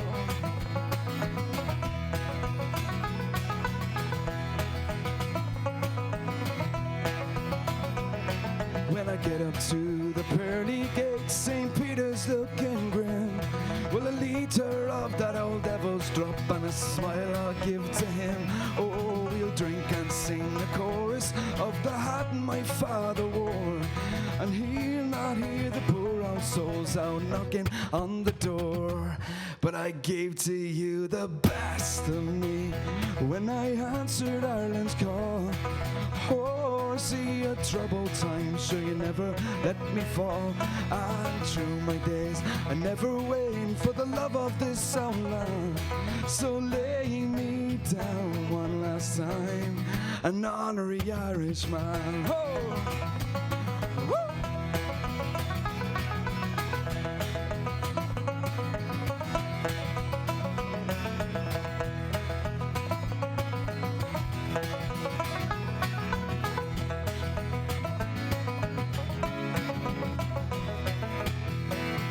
So God bless to you, and good night to all. And now I bid to thee adieu, and thanks for all the memories and the good times that we lived through. But I gave to you the best of me when I answered Ireland's call. Oh, see a troubled time, sure you never let me fall. And through my days, I never waited for the love of this our land. So lay me down one last time, an honorary Irishman. Oh, oh, an honorary Irishman. Yeah, an honorary Irishman. Hey! An honorary Irishman.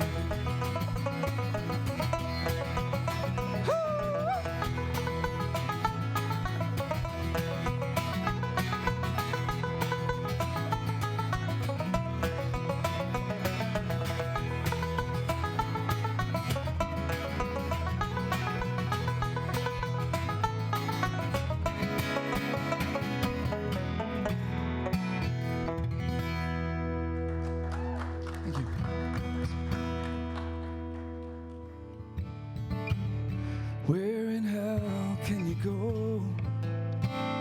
Far from the things that you know, far from the sprawl of the concrete keeps crawling its way. About 1,000 miles a day.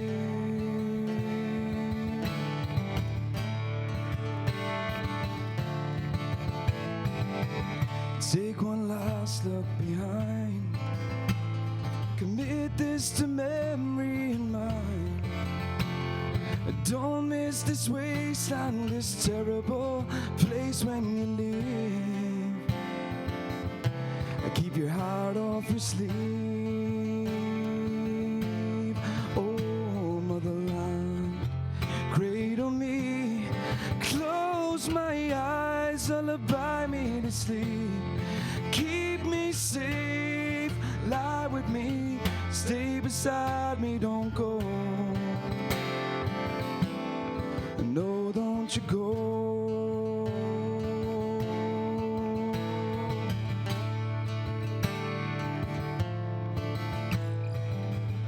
My five-and-dime queen, tell me, what have you seen? The lust and the avarice, bottomless cavernous green. Is that what you see? Oh, motherland, cradle me, close my eyes, lullaby me to sleep. Keep me safe, lie with me, stay beside me, don't go. No, don't you go.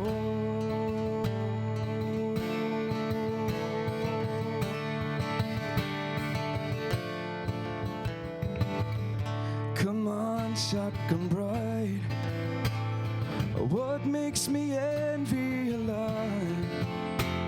The faceless, the nameless, the innocent, the blameless and free.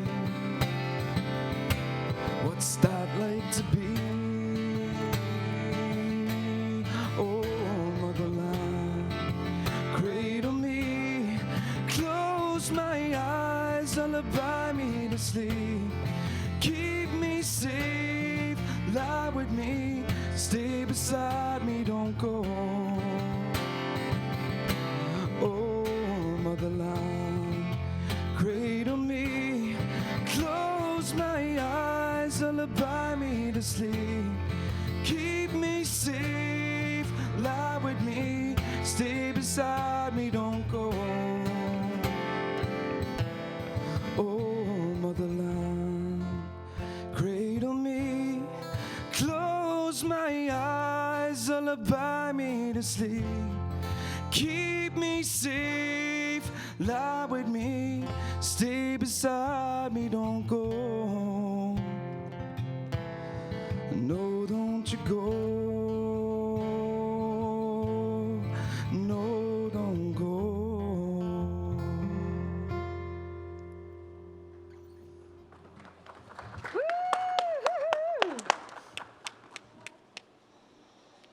And welcome back, guys. If you have just tuned in, this is the Stephen Leeson Show. It is live. I'm Sharon Clancy. Guys, we've been live since 7 o'clock tonight. This is a huge fundraiser. We have 7 bands in total. We actually have 2 more to go, believe it or not, so we're flying through them. And we have the man of the moment himself, Mr. Thomas Goulding, who was the inspiration. Well, Mila was the inspiration for us, but Thomas has penned all these songs that we're hearing tonight that the artists are singing and playing for us. So it's an absolute treat. So we want to thank you as well. Keep those donations coming in for the Beat of Your Heart fundraiser tonight. It's so important to us, and you're doing absolutely brilliant. Let's see, though, if we can get it. We're going to update you on the next round, right up to that 5,000 mark. We're so close, and just your donation, as small as it may be, we really, really appreciate it. And that's for the Children's Heart, or Children's Health Foundation, and also the Neonatal Intensive Care Unit at the Royal Jubilee Hospital in Belfast. Now he's made his way to the stage. He's camera through. Here he is, the man himself, Mr. Rusty. How are things? How you doing? Great. Yeah, enjoyed that. Yeah, it was really good. We had a little bit of technical difficulty there, but yeah, we made it through. It was good. Enjoyed it. Was it a string broke or something? I wasn't sure. The banjo just dropped out. Difficult. Live again.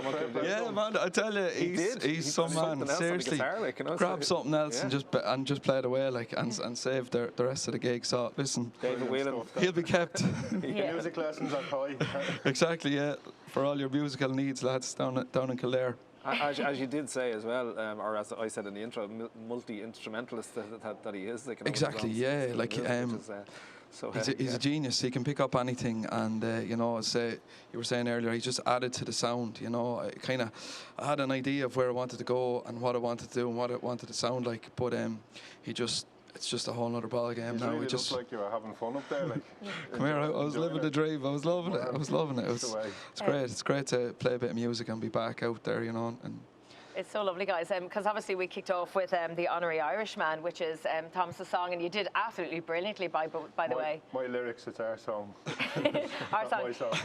This I have to say, and myself and Stephen were talking about it just you know, while you were playing there, this has to be the bromance of the night between you two. Possibly. When we were talking about this earlier, it's just the connections. You know, you did a massive turnaround, which we'll talk about in a second, during the whole lockdown, but the connection with you two is just fantastic. We've some crack in we're the new Bowsies, isn't that right? Oh, okay, can we be the honorary Bowsies? Yeah, can be Bowsies for tonight, okay? We'll allow it. We'll allow it. This is my Bowsie number one, so... So please tell the audience what your Bowsies. Who are your Bowsies? Yeah, so a Bowsie is a regular listener. I do a live stream once a week. You've mentioned it there. I do a live stream every Friday night at 9 p.m. Irish time, and I nicknamed the regular viewers the Bowsies, or a Bowsie. So so we have our own line of merchandise now, and we're promoting the Bowsie image around the world, you know. So it's been great crack, you know. That's a great ring to it, doesn't it? Bowsies.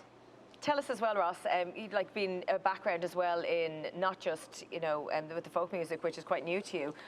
You've been on the scene for quite a while, but lockdown, what did it do for you? Yeah, well, I laughed there when Stephen said, like, newcomer. It was like, I've had this game a long time, but I appreciate that. Yeah. Who sent me the bio? I actually wrote the bio, so sorry. Relatively new, that's what we're to the folk exactly. game. No, you're spot on. Exactly, you're spot on. I've been doing this for many years, like in the pop rock genre, and, you know, as a sort of a wedding singer, you know, that type of thing. And I just, the COVID gave me the opportunity to just sit back and look at what I wanted to do. And, you know, I had my wife's head wrecked for the last, 10 years, talking about just concentrating on Irish music and you know, maybe putting a band together or you know, going down that road. But I never got the opportunity. So when COVID hit, it was just the best time to get stuck in, you know, and try my hand at it. So yeah, you're not wrong when you say I'm very newcomer to the folk scene. To the folk scene, though, exactly. is what I meant, not music in general. Like, it must be a big change, I suppose, like going from playing rock and pop and playing bands. It's a different ball game, like it is. But like when you've the likes of David there, you know, in behind you and playing, like, you know, as you say, multi-instrumentalist, it just takes the pain away. You know, it's easier now, to be honest with you, in many ways, because when you're out there, you're trying to be everything for everyone, if you know what I mean. Whereas when I just said, right, this is it, I'm just going to concentrate on this, just the penny dropped, and I never looked back. You know, everything just clicked for me, and you know, and now that we're working on original stuff, it's even better. You know, I'm still learning the Irish folk back catalogue or whatever, but I'm able to now add my own songs in. And you are writing your own songs as well. Yeah, exactly, and I write as well. And thanks to this man here, we've become, you know, a songwriting team. So we've just inspired each other, then, guys. This chap has some work ethic. Like he never stops, you know. And that's what I love about him, you know. When he gets an idea, he runs with it, and there's no half-arse in it, you know. There's no 80-90%, you know. He just puts everything into it, you know, and he commits to it, and it's brilliant. And he's some crack as well. He has me in stitches every day. I paid him to say that. It's okay. It's a real pleasure to be associated with him. All the acts here tonight, you know. For me personally, it's a real privilege and honour, you know, for me to be associated with some of the best musicians in the country. You know, I'm living the dream. So thanks to all of you. As I do say, you know, we wouldn't be working with you if you weren't good. And Thomas is a world-class songwriter, in my opinion. Now. Come on. And I'm telling you, so. Get carried away. And you know, it's an honour to sing his songs. You know, it really is. Like I remember when he emailed me first with just a couple of poems. They were at the time, weren't they, really? And I'll never forget it. I literally got goosebumps reading them. And you know, I've got sent a lot of stuff to sing in the past, but how finished and how polished and how accomplished the words just jumped off the page to me, and I'll never forget it. Like I was saying on the live stream, I was saying one night that, you know, the Baba was late going to bed that night because he sent it right at the time where I was putting her to bed, and I was like, no, I have to read this. I just have to finish it because they were just magic words. And you know, to me, that song, you sent that to me. I know, you know, the words were fully formed and finished, but it just appeared, you know, as a fully fledged song in my mind. So well, that's very kind of you. I think you need to give yourself more credit there, Paul. You guys bring the magic, you know. You bring the words alive and bring the emotion to the song, and it's amazing to hear it back, you know, and listen to you performing it there, and just what a cracking job you do with it. So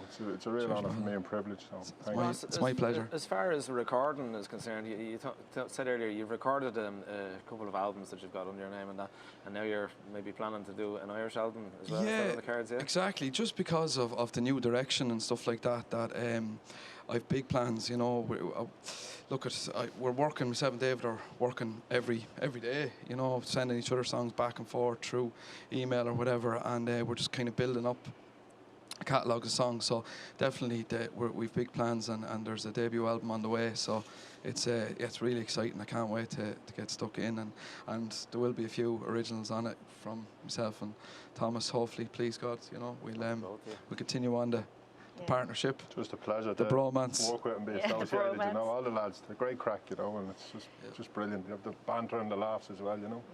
It's great because one of the resounding themes as well tonight, just from, you know, sitting here and watching, you know, the love and admiration for, you know, Thomas Goulding as a writer, and just the connection that musicians and artists, you're all created with all the bands here tonight, you know, even for guys' mental health.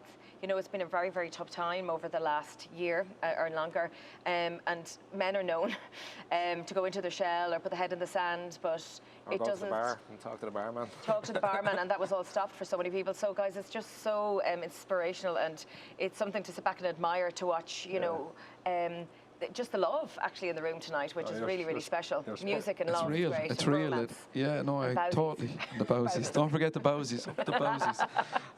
No, it's real. It's absolutely real. You can't fake it, like, you know. And when he sent those lyrics to me, you know, you just can't fake good lyrics, and it's just an honour to sit down with a guitar and work out melodies, and then, you know, friendship comes out of that, which is even better. Like I say, it's the best thing to come out of it, you know. Exactly. Some good songs, but like the friends I'm meeting through the bit of writing over the past year and a half, you know, they're mates. I text them every day, like we have the crack every day, and like I do, I classed them as friends. I still haven't met half of them, but like, you know, and that's one of the really great things that's come out of it for me, you know, the friendships that we've formed. Music, the language of love, isn't it? It is the language of love. That's it. Brings people together. Feels the soul. Give yourself a shout out there to where people can actually watch these weekly. Yeah, weekly live stream, guys. We'll keep going for now, you know, till we can go back out and play properly. But yeah, Rusty Music, all one word, is my page on Facebook, and you'll find a link there. And yeah, I go live every single Friday at 9 o'clock GMT Irish time. And yeah, take requests and have the crack, and just having all the bowsies unite, you know, every Friday at 9 o'clock, and from all over the world. Like it's mental, and to be honest, we've built a little community. People tell you, people mess me the whole time and say really nice things about, you know, that they look forward to, and it gets them through, and it got them through the last year, and you know, it's just, but the gas part is it's gotten me through. You know, like they thank me, but I actually thank them, because it just gave me a goal, it gave me a focus, and it just, you know, it got me through, which is a tough time for everyone. Well, it's been absolutely fantastic talking to you and meeting you as well today. Thank you very much, guys. It's my pleasure. It's an honour to be here tonight. For me personally, thanks to you and David for making all the effort and travelling up and giving such a cracking performance there. Well done. Ross, thank you very much to yourself and David, and hang around, because I believe you're coming back on the finale at the end. Yes, we're going to play a song out at the end, guys. Stick around. Thanks. It's going to be good. Big finale, grand finale. Folks, our next act, Rory's music career started when he and his wife moved to a remote island in the Canary Islands, which I was there myself in Lanzarote for 4 years. I've met Rory I've met him, I've been on the beer with him, I suppose, a few times as well. They opened a live music venue called the Island Bar. There, the Donegal songwriter performed weekly shows to a fan base who would travel from all around the globe to watch him perform. Rory on the Island was born. He's released 2 albums and received numerous industry awards for the Island Bar venue. His 2 most recent singles, When the Lights Go Down and Miss This, both reached #1 in the past 5 months. Undeterred by the pandemic, Rory spent the last 14 months writing and releasing his music and performing gigs through Zoom and Facebook, where he regularly gets over 20,000 views a week. Although sadly he cannot be with us tonight, Rory sent in this video, which you are about to see. The 3rd song he performs, A Father's Wish, is a collaboration with Thomas, with Rory adding the music to Thomas's lyrics. Ladies and gentlemen, here is Rory and the Island. Thank you, Stephen, and thank you, Thomas Goulding, for asking me to play at this fundraiser for the Children's Health Foundation Ireland and the Neonatal ICU Belfast. It's an honour to be involved in a fundraiser for 2 great causes, so hopefully we'll get the money sent in, and I'll do a few original tunes. I'll start off with this one. I released this one about 4 months ago. Lockdown, pandemic inspired. This is called Miss This.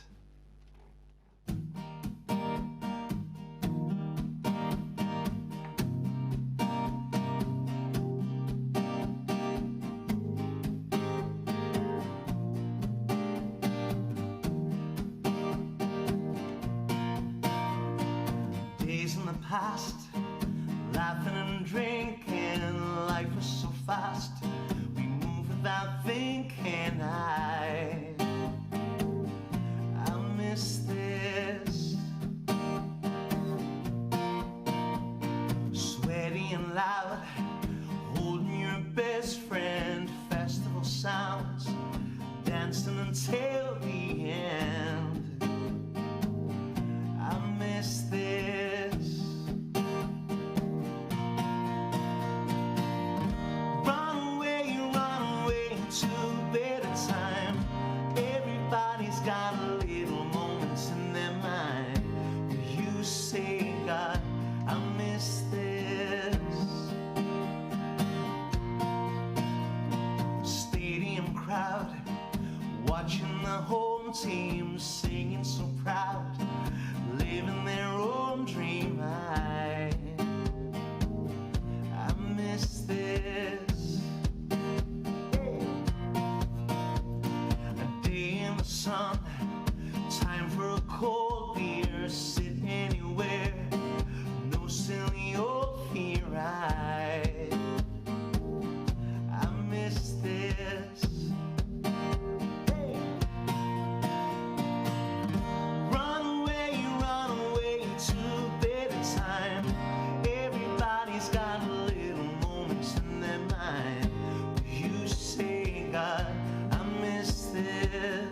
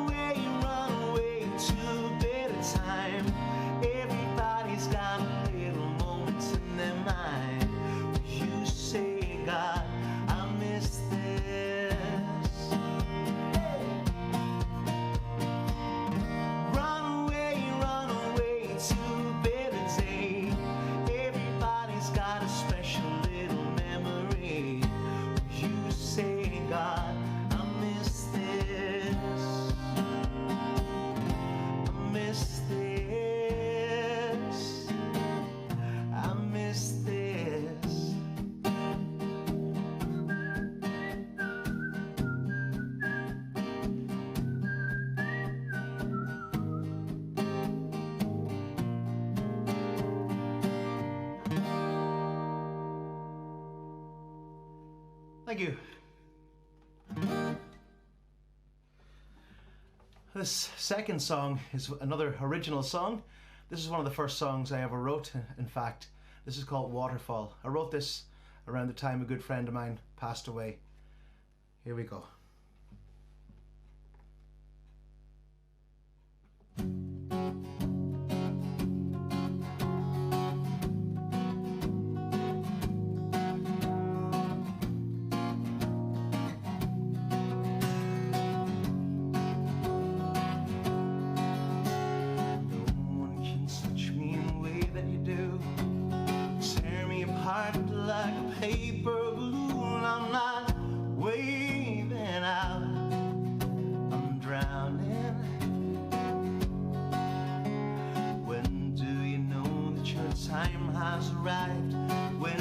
Sense that you won't stay alive. I'm not waving out, I'm drowning.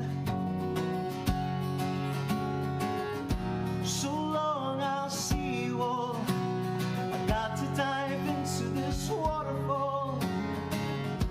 I'm sick of wearing this face. I'm getting so tired of this run out place.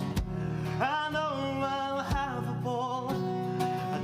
Dive into this waterfall, and when the moon comes out, you won't see me waving out, waving out, waving out, hey. Waving out, waving out, oh.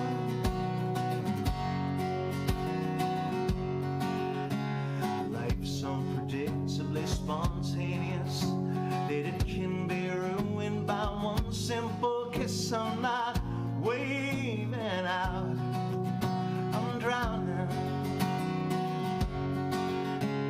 I know a river that runs through your head.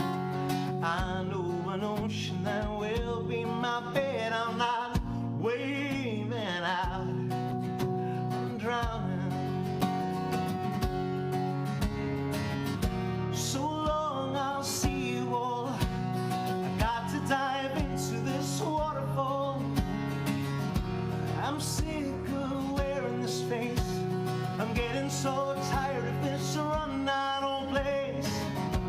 I know I'll have a ball. I got to dive into this waterfall. And when the moon comes out, you won't see me waving out, waving out, waving out, hey. Waving out, waving out, oh.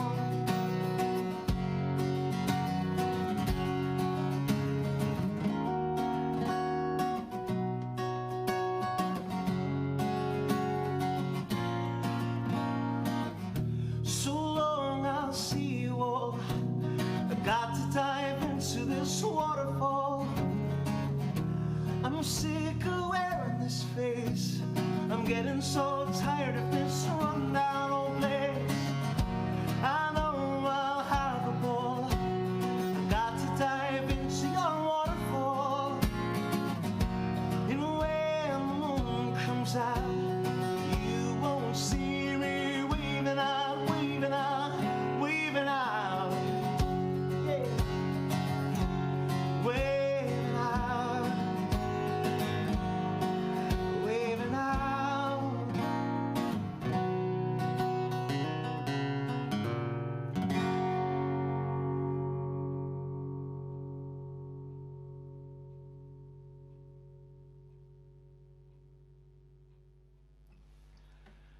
Thank you, and double thank you, Thomas Goulding, for inviting me to play this gig for the ICU Neonatal Unit in Belfast and the Children's Health Foundation Ireland. It's an absolute pleasure to be involved in such a great fundraiser. And speaking of Thomas, he emailed me in some poetry, and this one really jumped off the page, off the screen, off the phone, and I put some music to it and chopped it around a little bit, so hopefully he still likes it. I like it. I hope you like it. This is one called A Father's Wish.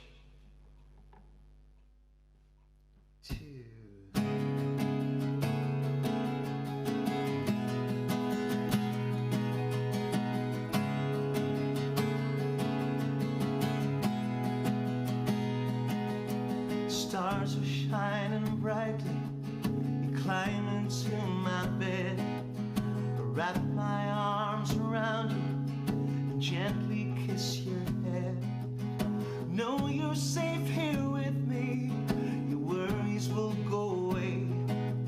I promise I'll protect you now until my dying day, my dying day,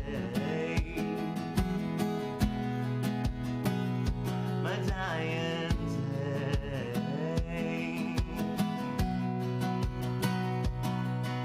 First time that I held you and looked into your eyes, I knew our bond would never fade, even through unsteady times.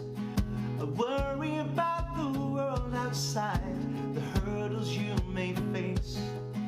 Just remember, take it slow and move at your own pace, at your own pace, at your own pace. What really matters most to me as I rest my head at night is knowing that you're happy now, because I was once that child. I dream of all the joyful days which lay ahead in life. I hope that fate will be your friend and you feel the love inside, the love inside, the love inside.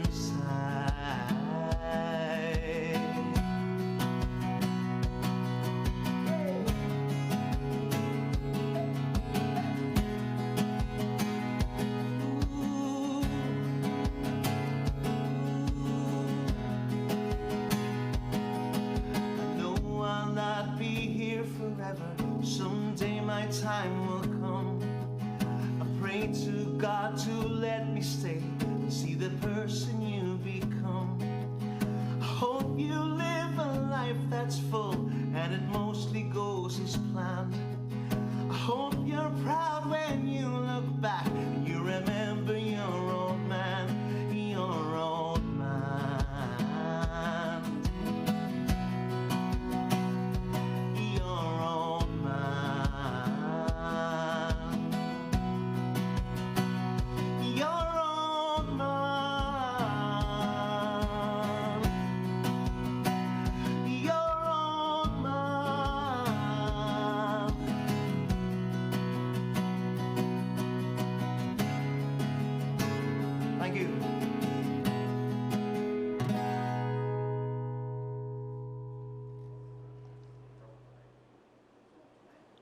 Thank you so much to Rory and the Island. That was absolutely incredible. A singer-songwriter in his own right as well. I used to sing with the Revs, I believe, many moons ago, but it's absolutely brilliant, even especially that last song as well now, Thomas, which Thomas wrote on that, and it just really hits home as well, kind of getting that lovely live feel. Rory's a fantastic musician and songwriter. He's written over 120 original songs, written and recorded over 120 original songs, and I think another 4 albums on top of that from back in his Revs days. So he's just he's a machine, and it was a real honour to be associated with him and for him to enjoy the words I sent him and make that song out of it. So it's absolutely beautiful. It's been an incredible night so far. It's not over yet, by the way. We do have another band coming up for you, but live since 7 o'clock, and the whole memory of tonight, because we were talking about even A Father's Wish, you know, which you wrote about, Tommy. I was just going to mention that song was inspired by my son, you know, so it came straight from the heart. I think that's maybe what grabbed Rory initially. He's a father with 2 boys as well, so maybe resonated a little bit with him, but I'm delighted with what he did with it there. A few words I sent him and made a great song out of it, so it's very personal to me, that one. Just to remind the viewers at home as well, you had never wrote a poem. You finished school earlier than most. And I got all D's in me junior cert except for English. I got an A in English, so it was the only subject I got an A in, so maybe there was something in that. Wasn't much good at anything else though. It is, maybe you're destined to write, and your beautiful little daughter Mila, who unfortunately passed away after 4 days, was the inspiration and the drive to for you and Colleen to keep going and to keep together, to keep strong for all the family, but also to to write all these songs and bring this night would not be here. It would not be happening without you and those words. No, that's it. You hit the nail on the head. And we don't see Mila, her passing, as it being some big traumatic tragedy. Like, we really view her life as a blessing, and the time we had with her as a blessing, and it was special, and it really meant a lot, you know. So she's inspiring me and guiding me every day, and I can feel her with me, and it's just brilliant. So we'll be looking forward to many, many more songs as well from Thomas Goulding and many more artists coming on board. I think you're going to be inundated now. You've been, for the last year, sending out your songs and your poems to artists. Now, what happens when the phone starts ringing for you and bands from all over the country and all over the world going, will you write me one, please? I'm busy enough with the lads that are there now. My wife will be relieved to hear. I think He's enough new friends. I've got a great little circle of friends there now, and I'll probably stick to that, you know, but you never know what's going to happen. Well, I tell you what, the night's definitely not over yet, Stephen, because we have a fantastic band coming up now for us. Stephen's going to tell us all about that. Yes, folk. Yes, folk. Don't folk this up, whatever you do. I've been joking with the words that I say this right. We've got all folked up, and they play a mix of classic sounds of folk, rock, pop, country music traditions, and add a sprinkle of their own, unique modern style. The brainchild of accomplished banjo player Pádraig Mohan, the band formed while he was studying for his music degree in Dublin. Simon Vulas, I hope I'm pronouncing his name right, sorry if I haven't, drumming keeps the band punching in perfect rhythm, whilst Pádraig's younger brother, Barry, delivers punchy bass lines and has fantastic vocal harmonies. On the electric guitar, we have Ryan Kelly, and last but not least, a very good friend of mine and a man that I've been playing music for many, many years with. That's James O'Connor from Limerick, and he's on the accordion. They play across the world and have played many major venues, such as the London Palladium, Cheltenham Races, the Mandalay Bay in Las Vegas, and many, many more. They're here with us tonight, and needless to say, we'll perform another of Thomas's creations with Home Is Always Home. Let's welcome All Folked Up.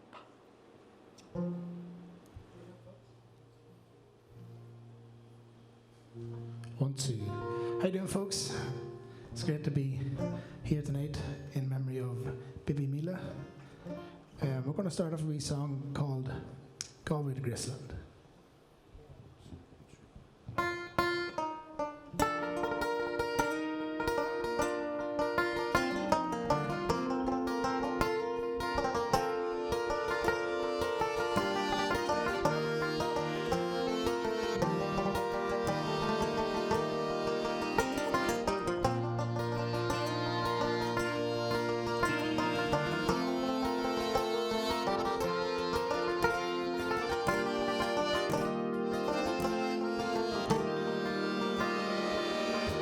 Was she dressed in the dark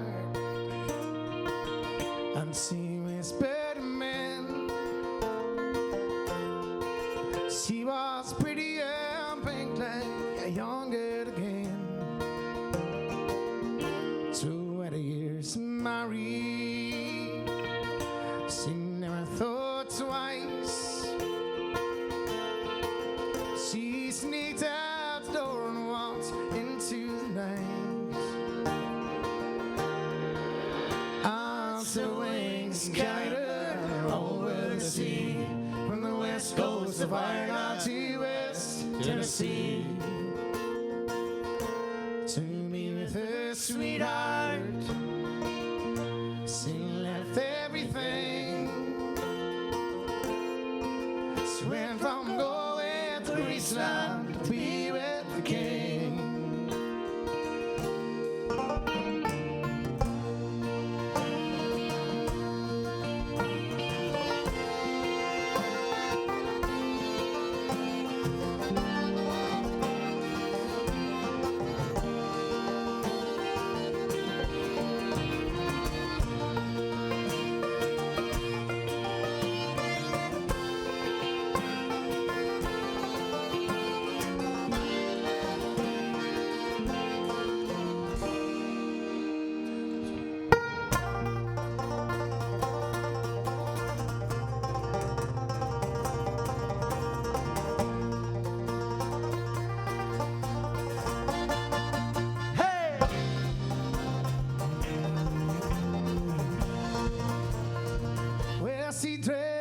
die.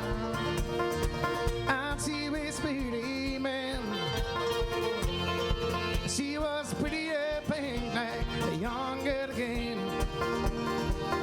So when he is married, she never thought twice.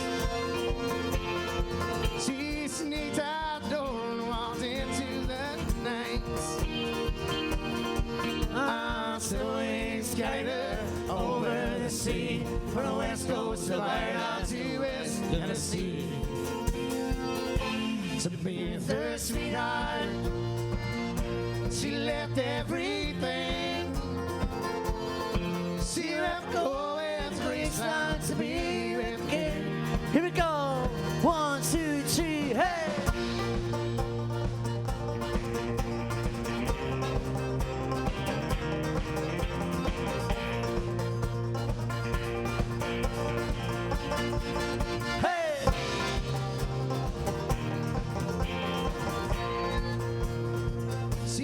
Thomas suspicion.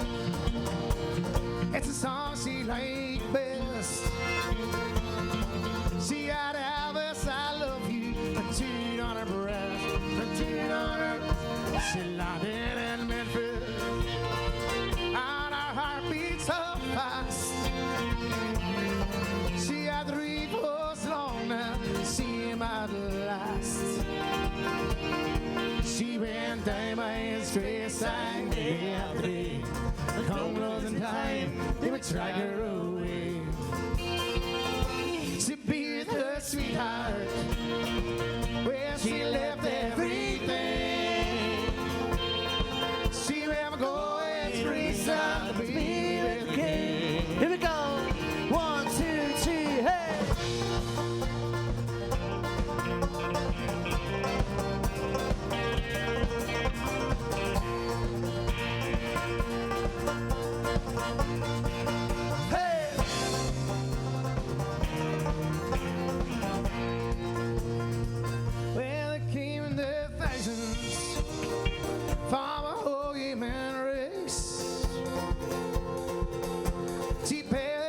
Besides last resting place, and the lady sitting out there, she told him her dreams, and she thought that he answered, that's how it seemed.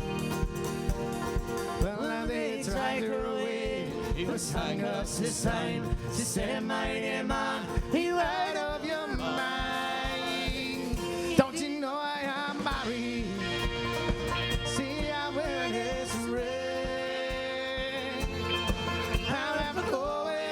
To be with the king,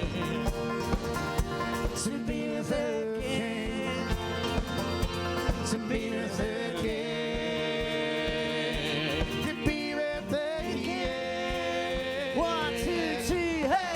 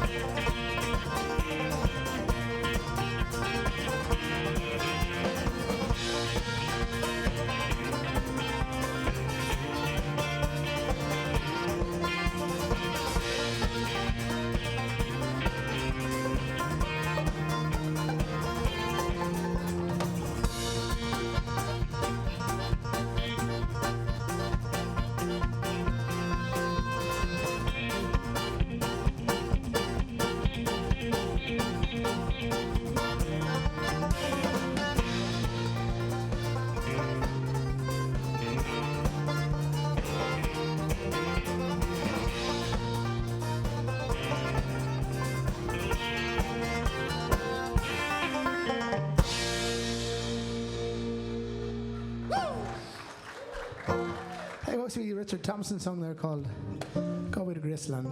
We're going to continue on with a Dubliner song here called Raglan Road. Slow it down before I have a heart attack.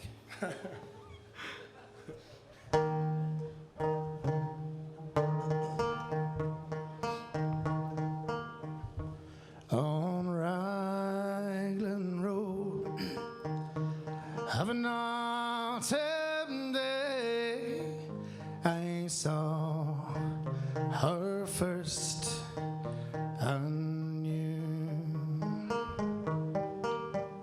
That her dark hair would weave a snare, that I might one day rue.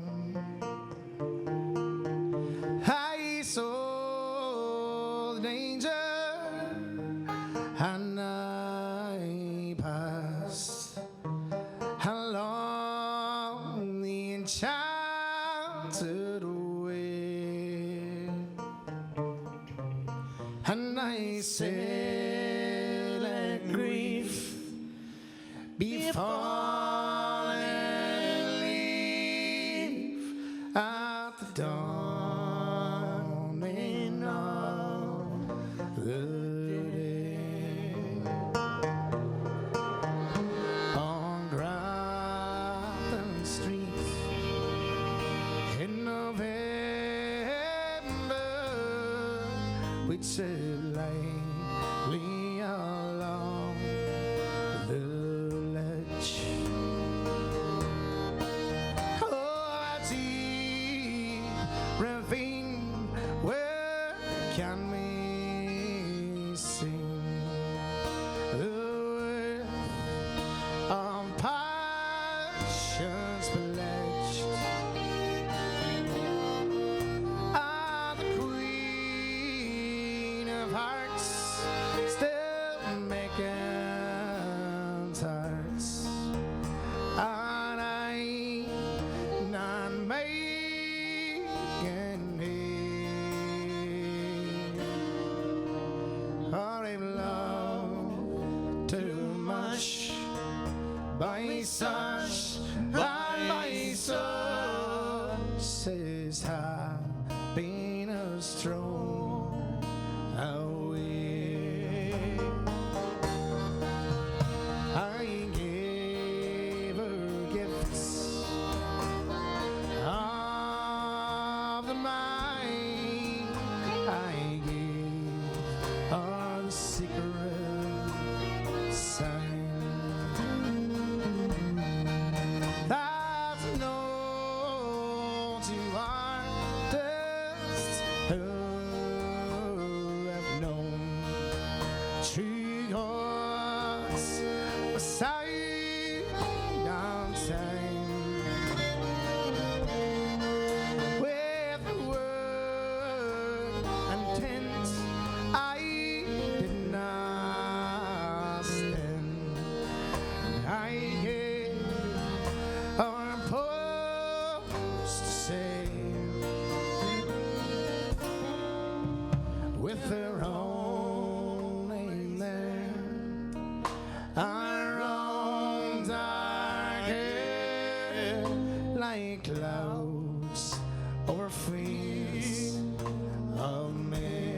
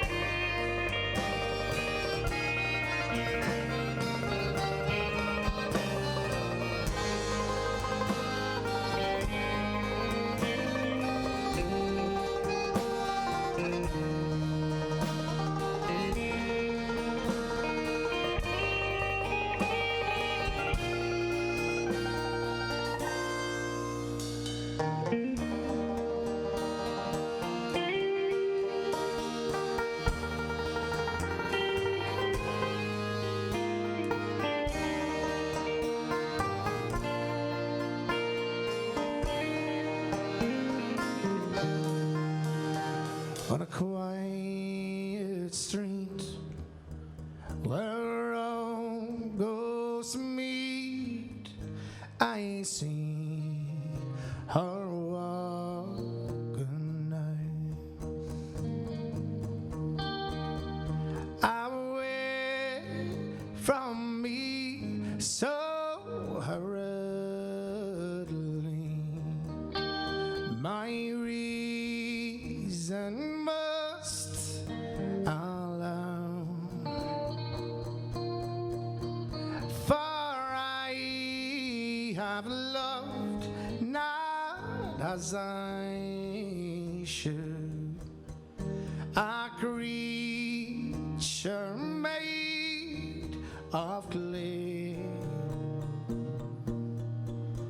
When the angels declare loves his wings at the dawn of the day.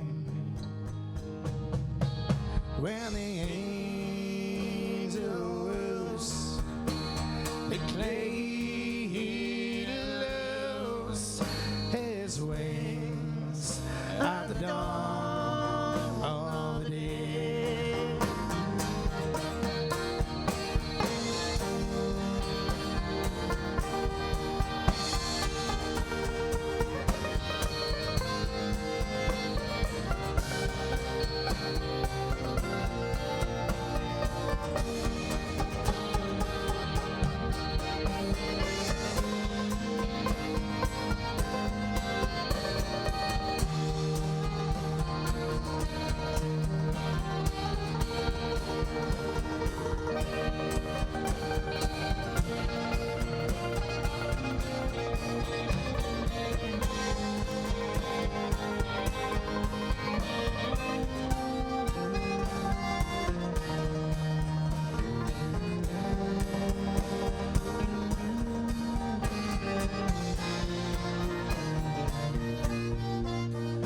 When the angels declare loose his wings at the dawn of the day.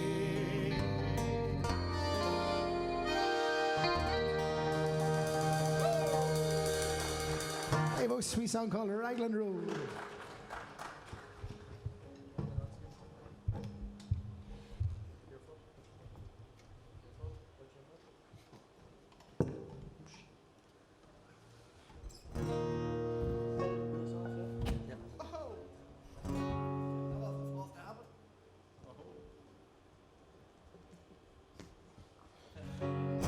Got a wires crossed up. I was going to continue on with a song very dear to my heart. I got Thomas to write this one for me.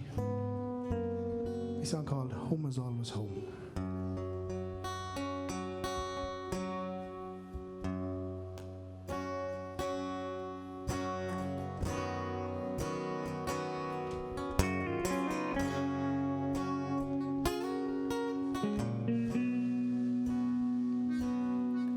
Twas the end of May in '86, I left all on the climb. I swapped the Wednesday markets for the streets of Illinois. 30 years seen it passed when the letter it arrived. Said, son, it's time that you were home, 'cause your man has died. Well, my teardrops stained the paper as it fell from off my face. And memories all come streaming back, lost in my own place. Remembering how it looked at me on the evening that I left. The party gave me on my back, his hand upon my chest. Visions of us growing up, pictures in my head. Lift me on your shoulders, tuck me into bed. You're working hard and working late, I never went without. Down these years you showed me what this life's about.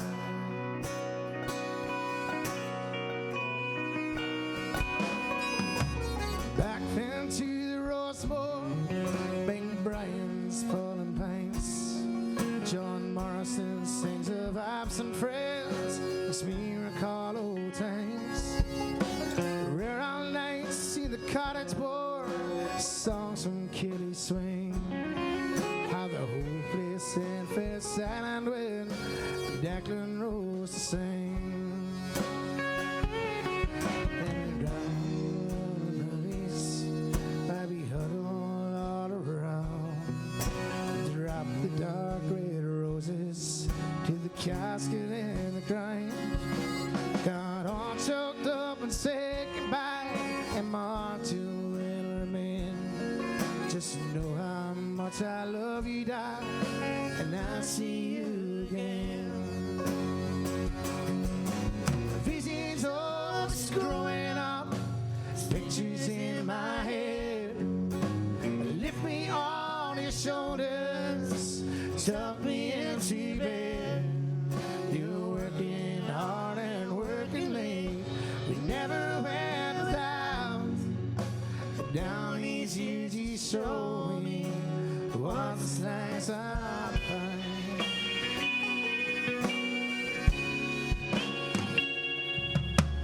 Back on me Chicago, stare out to the lake. I'm dreaming of my homeland.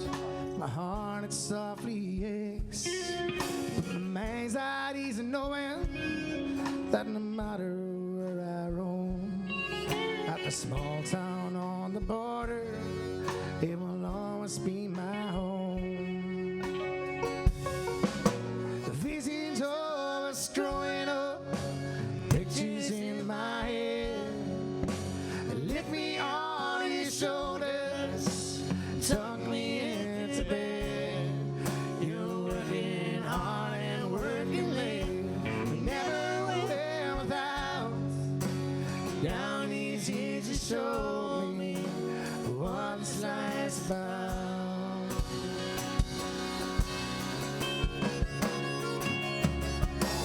Visions of us growing up, pictures in my head. Lift me on your shoulders, tuck me into bed.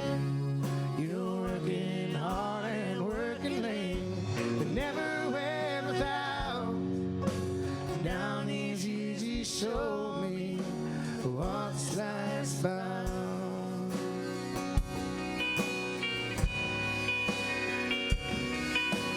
Down these years you showed me what's life's about.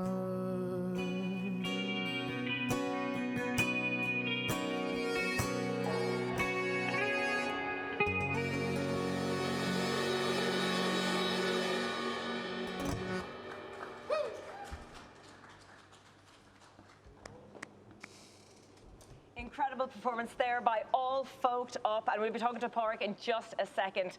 But I just want to say a massive, massive big shout out to every single person and family who've donated tonight. We can't thank you enough. The night's still not over, and we're nearly there though, but we are up to £3,661 tonight, so we can't thank you enough. Big shouts out to Caulfield Financial, Becca, Rose, Lee and Holly, Justin, Mountfield Community Association, Lily, Keane, Bandana, John, well done, and the McChrystals, Donna, and so many more.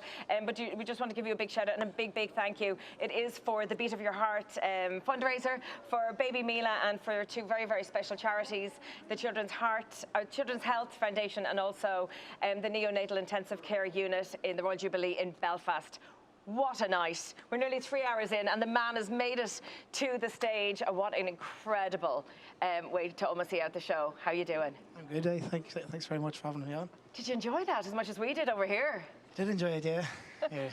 It must be fantastic to get like all the boys back together and create that kind of sound again. Oh, absolutely, yeah. It's been too long. Way too long. And so the lovely connection is now this is kind of the first time you two are meeting. Or you met once before, I believe? Once before, yeah. And you came back for more there, Pádraig, yeah, did yeah. you? Good guy. That last song, Home is Always a Home, it really, really resonates, I think, with a lot of people who've travelled, I guess, as well. I suppose that song's a bit unique, and it's the only one that I wrote that I worked so closely with someone on, you know.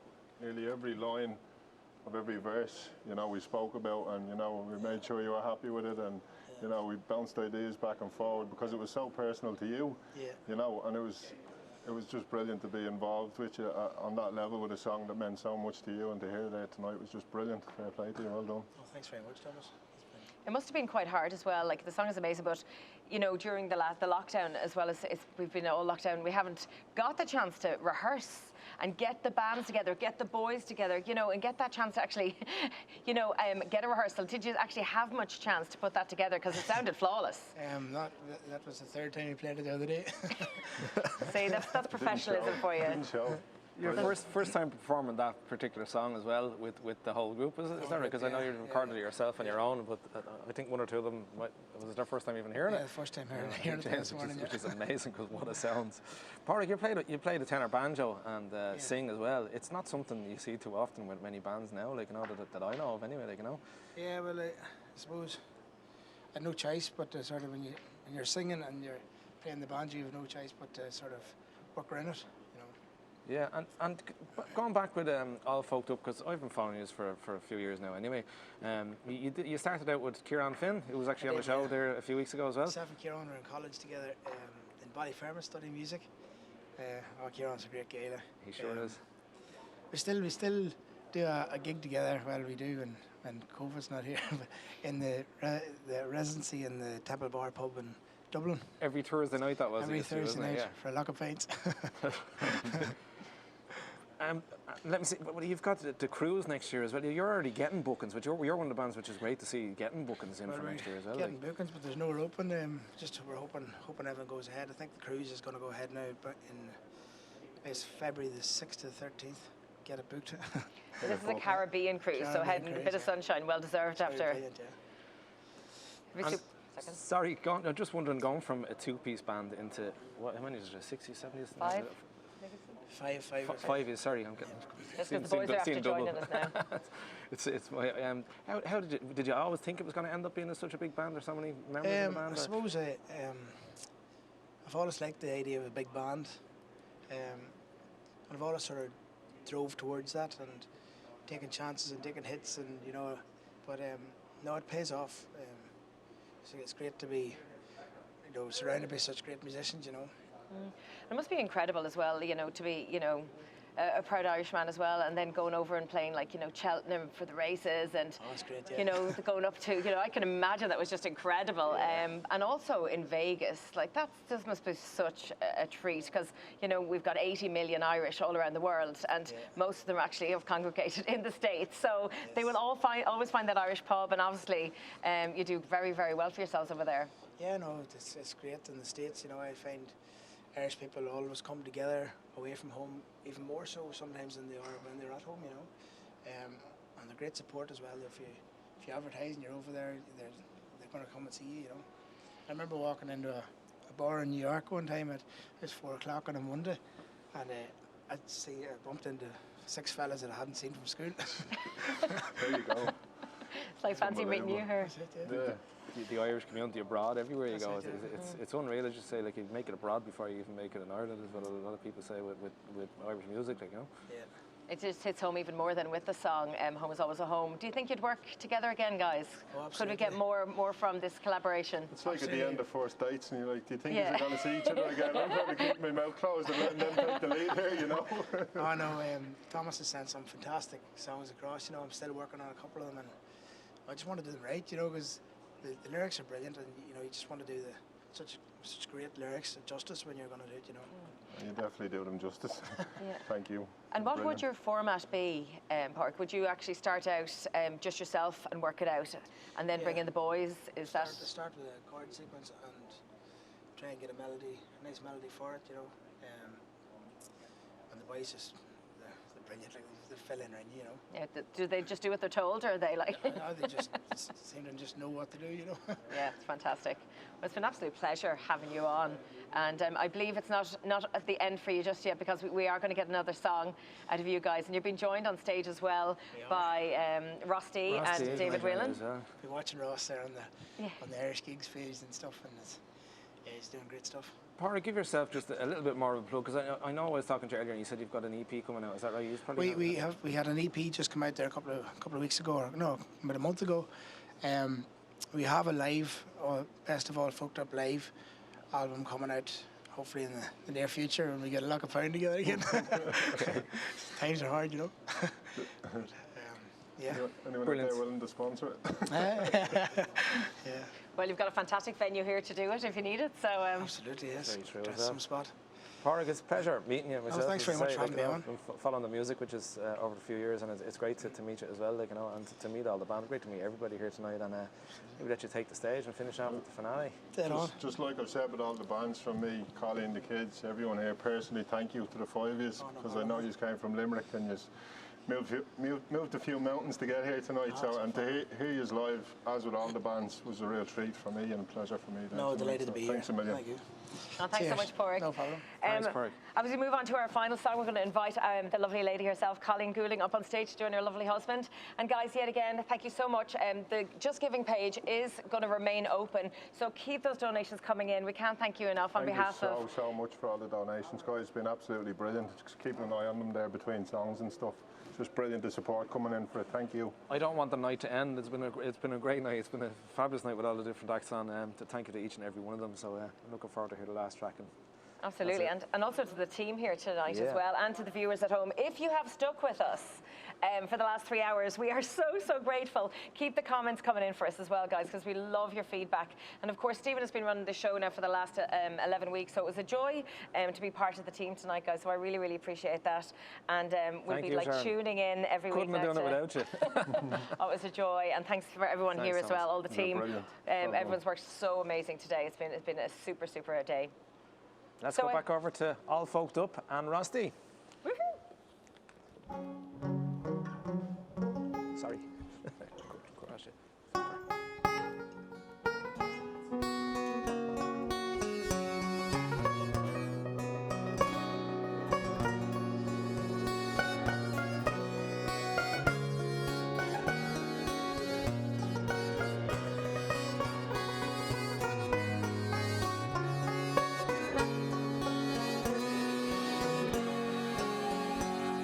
The summertime is coming, and the trees are sweet blooming, and the white mountain time goes around the blooming heather.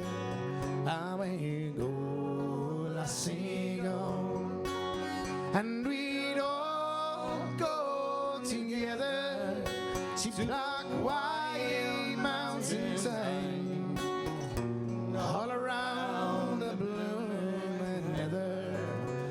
Away you go, lassie, go.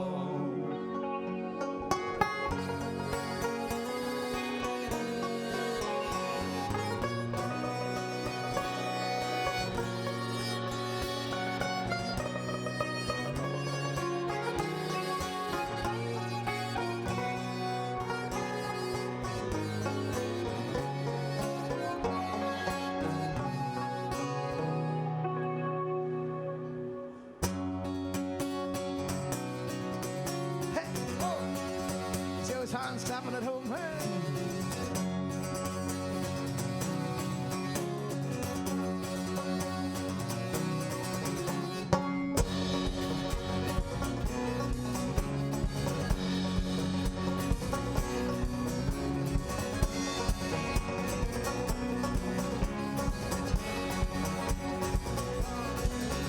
Oh, the summertime is coming, and the trees are sweetly blooming.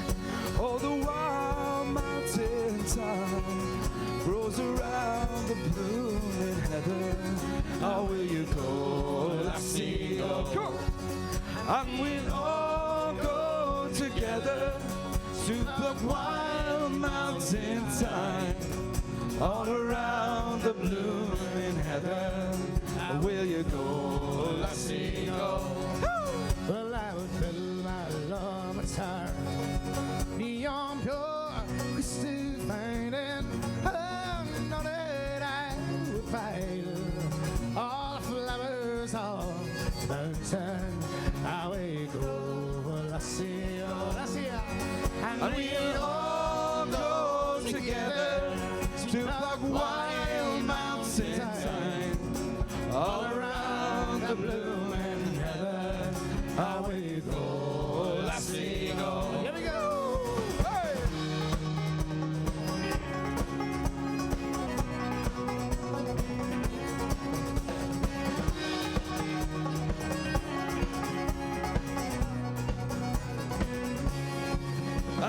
true love is gone, I would surely find another to pluck wild mountains high, all around the blooming heather. How will you go, lassie, go? And we'll all go together to pluck wild mountains high, all around the blooming heather.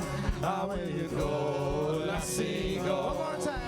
And we'll all go together to pluck wild mountains high, all around the blooming heather.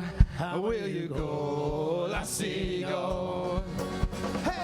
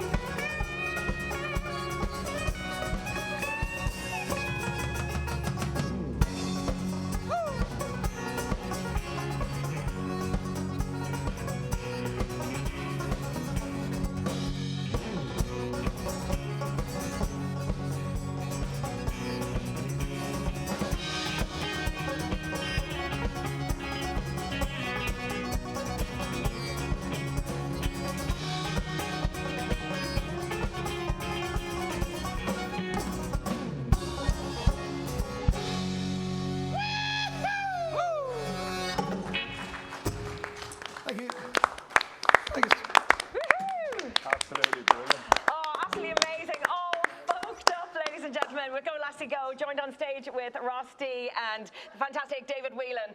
Brilliant. It's been an electric night here tonight. 3 hours of live television. It hasn't stopped. We want to thank everyone at home staying with us, and also for all your amazing donations to our lovely The Beat of My Heart charity. So we can't thank you enough. We're almost there. The lines and the charity will stay open, so keep those coming in, and we get to our £5,000 target as soon as we can. But from the bottom of our heart, we thank you so much. Colleen has us back. We have her back on stage. You had to have a little rest, a little sit down, and there is a very good reason for that. Guys, have you got something to tell us? If you haven't noticed, the bump we're expecting in September, so we're really happy, and the baby's healthy and happy, so We congratulations. couldn't be more happy for you. Congratulations. Congratulations.